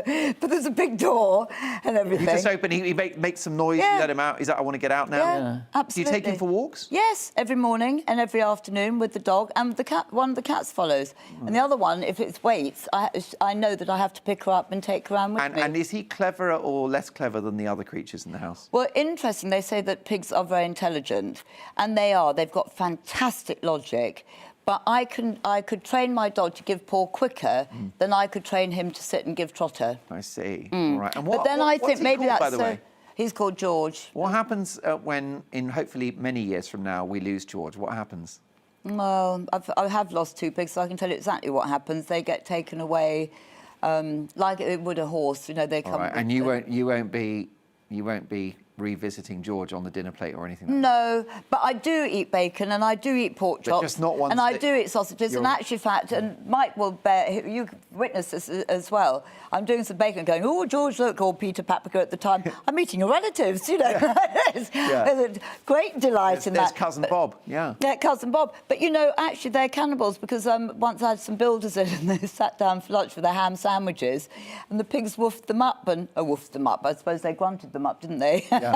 So back to the mushrooms. You think that this should be a sort of, as long as it's all kind of approved by the authorities, these applications should be available? Without question. It's the most natural. I think we're not living enough off the ground. It's all provided for us there. Nettles, the garden is our literally the wild and the woods and everything is our natural medicine garden. And I think it's atrocious that actually £600 this man is paying per month. Yes, that's right. To treat his child. This can be grown in greenhouses, you know, and that's where it gets so really wrong. It's just got to be handled much better. I must just say something. There's a brilliant film or TV show that I saw recently, has been made quite a few years before, called Fantastic Fungi. And it is, and this man was, he had a stutter. It's brilliant. Yeah. And I really urge people to watch that, because if they're a little bit sort of thinking, oh, she's of that era, you know, Mike and I are of that kind of era, hippie and all that sort of thing, that sort of course, I'm going to say that. No, of course, I'm not going to necessarily say that. And if they saw that Fantastic Fungi, it would explain so much about the magical properties of mushrooms in so many different ways. It's brilliant. Have we got time for me to just come on that? Oh, yes. Go somewhere else? Well, yeah, you talk about the cognitive, what's it called again? Therapy. So therapy, yeah, simple. Should have known that. And you say the people who are experts at it, but the people who administer drugs have got to be experts at it as well. And, you know, the wrong amounts of it. I mean, I had a couple of depressive... I know all of us have got a little bit of a mild cloud at the moment because of all the things that are happening, but I'm talking about serious. Yeah. And I was under somebody's care, and they gave me a drug, and I didn't like it, and it made me... What was it? Do you know? I can't remember. And I went back, and a very sort of supposed to be top, you know, person said, I have this one then, and I tried that, and it really made me feel whoa. And in the end, I said, I'm not having any more of these, and I tried to get... Luckily, with me, it was only depression, right? And luckily it was circumstantial, and the circumstances improved. But I have been a very close friend of mine, in fact, someone I was working with artistically, went into a serious condition of, what do you call it, psychotic episode, and was in hospital. And they woke up in the morning thinking they were in a video game or whatever it might be. And this is where you get to the word psychedelic. And their whole understanding of who they were, what they were doing, was all right. Okay, it was being treated, but it was horrible for them. And if the people get it wrong, I suppose it's a bit frightening. But it's supposed to release things. In actual fact, there was a TV show called 9 Perfect Strangers. I don't know if you saw it. And they went to... It's fictitious, but the storyline's fictitious, but the experiences obviously aren't. Okay, Agatha Christie, right? No, it's... I don't know who wrote it. Is that 7 Little Indians you're thinking? No, it was set in Australia with Nicole Kidman. It wasn't that long ago, and I can't remember the name. It was a woman that wrote it. She wrote Big Little Lies, I think, the same person. Right. Yeah. Yeah. Quite a big hit. Yeah, but it does open up the mind, and yeah, I suppose it can be a bit. I'm just saying, if you screw around with the mind, it can be so horrendous and frightening. If it's screwed up anyway, isn't it kind of like a better kind of way to try? It's a natural way. Better than chemicals. I don't know. Yeah. I don't know the answer. Interesting stuff. Well, I'll get to your thoughts on that after a very, very short break. Coming up, another great British game show, and we're going to play a game called Stat Who? Stat You. That's right, we're going to match the celebrity to the ridiculously inaccurate statue. I want my panel to play, and I want you to join along at home. And after this, do we need tougher punishments to stop pet thieves? All of that after this.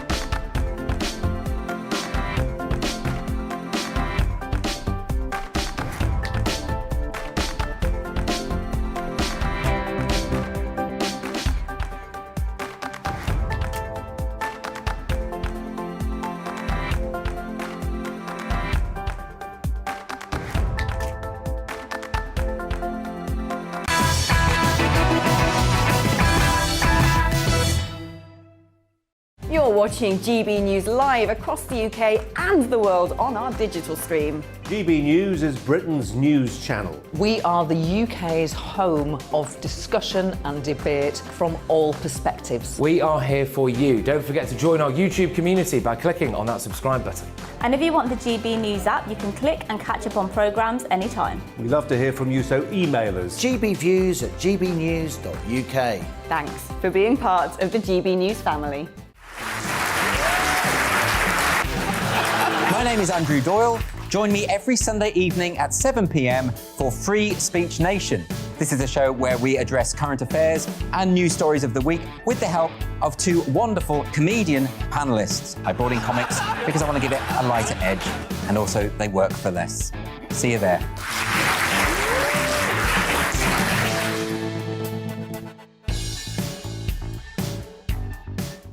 Join my show Farage, 7 p.m. till 8 p.m. Monday through Thursday, and there you will get opinion, analysis, debate, and I'll cover stories that nobody else dares to touch. And then for the last 15 minutes, talking pints. We're over a drink. We have a civilized conversation with someone. We very often disagree, but we do it in a grown-up way. Come and join me on Farage.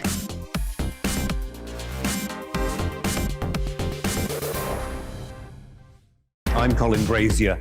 I've reported from more than 70 countries around the world, covered wars from Afghanistan to Iraq, from Lebanon to the Balkans. I'm trying to bring that experience, that feel for events, to the studio. And something else. I'm ready to give an opinion. Today's stories with a spark. Brazier from 8 p.m. weekdays on GB News.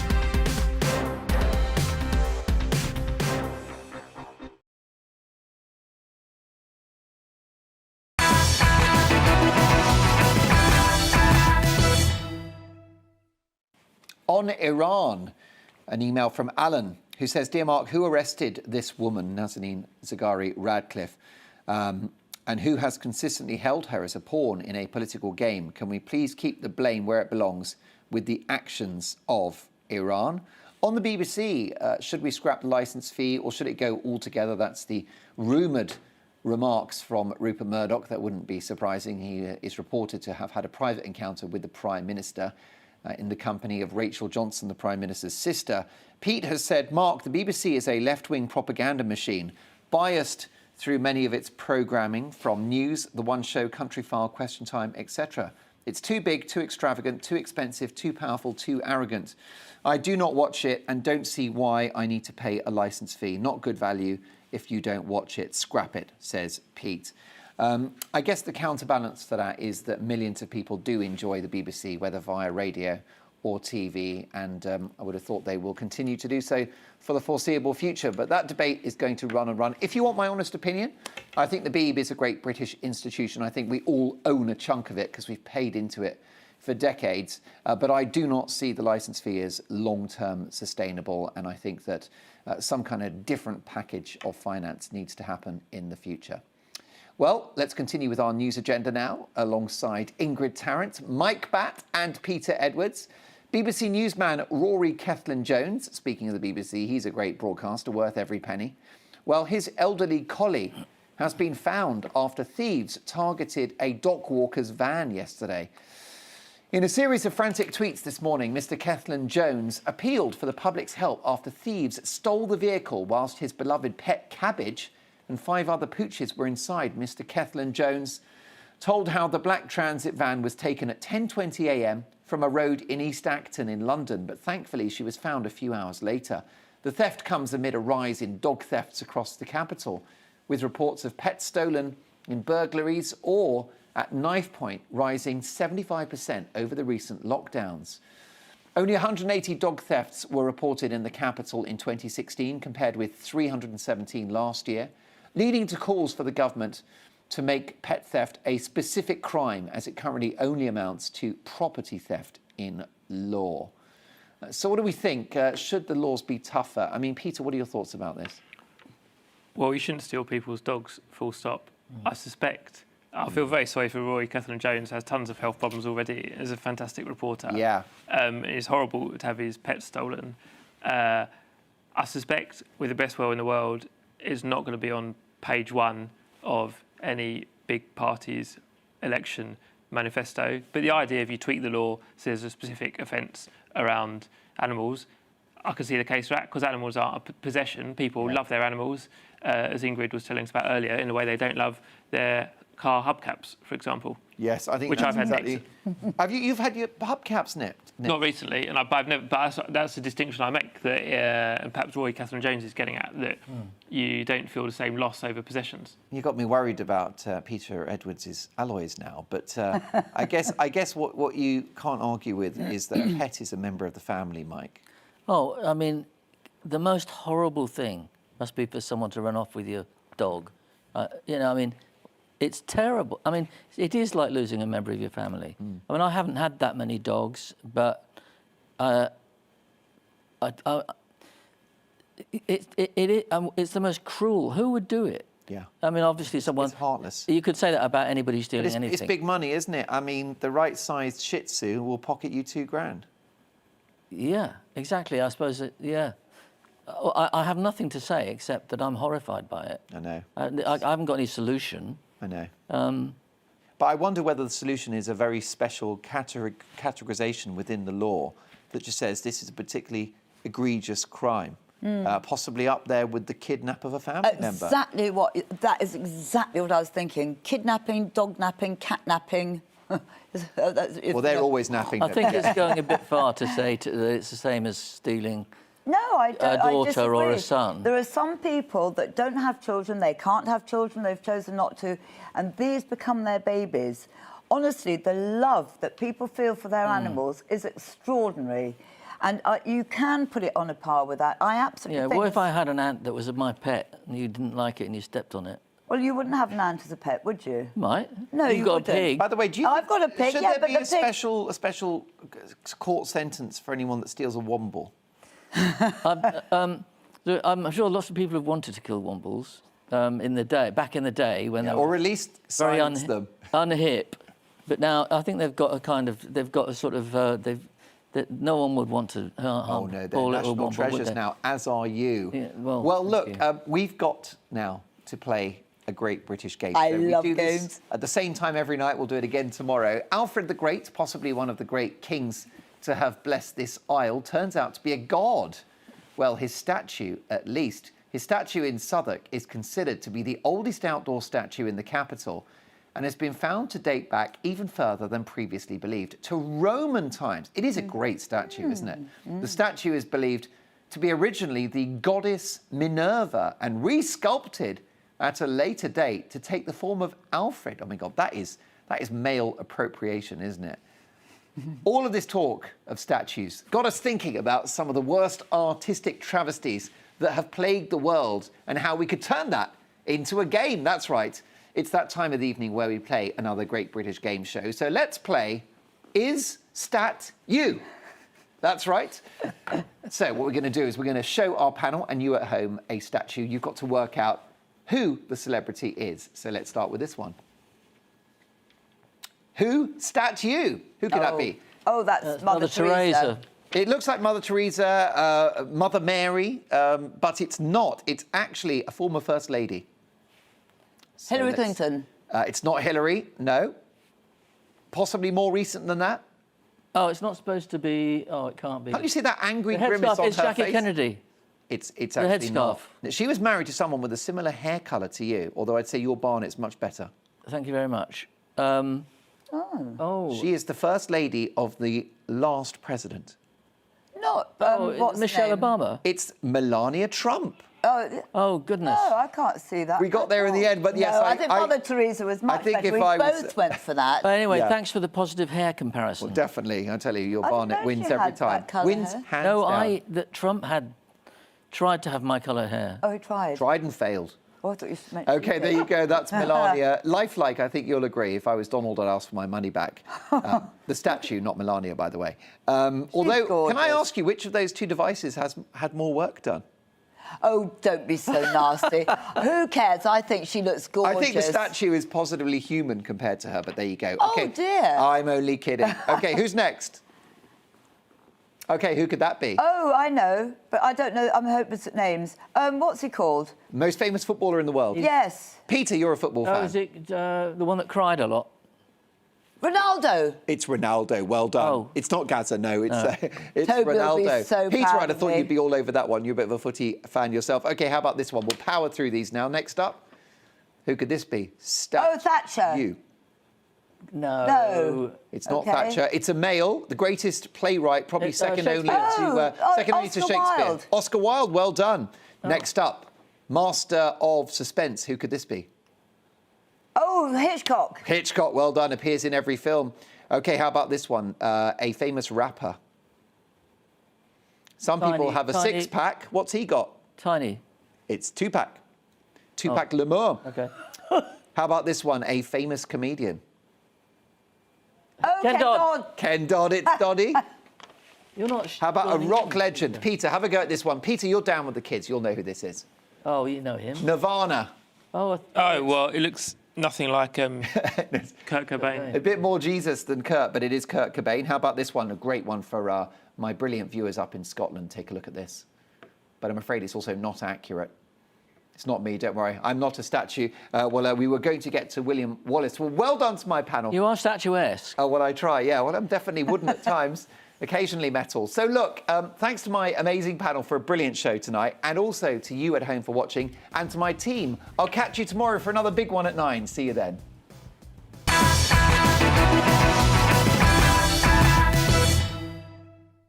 You're watching GB News live across the UK and the world on our digital stream. GB News is Britain's news channel. We are the UK's home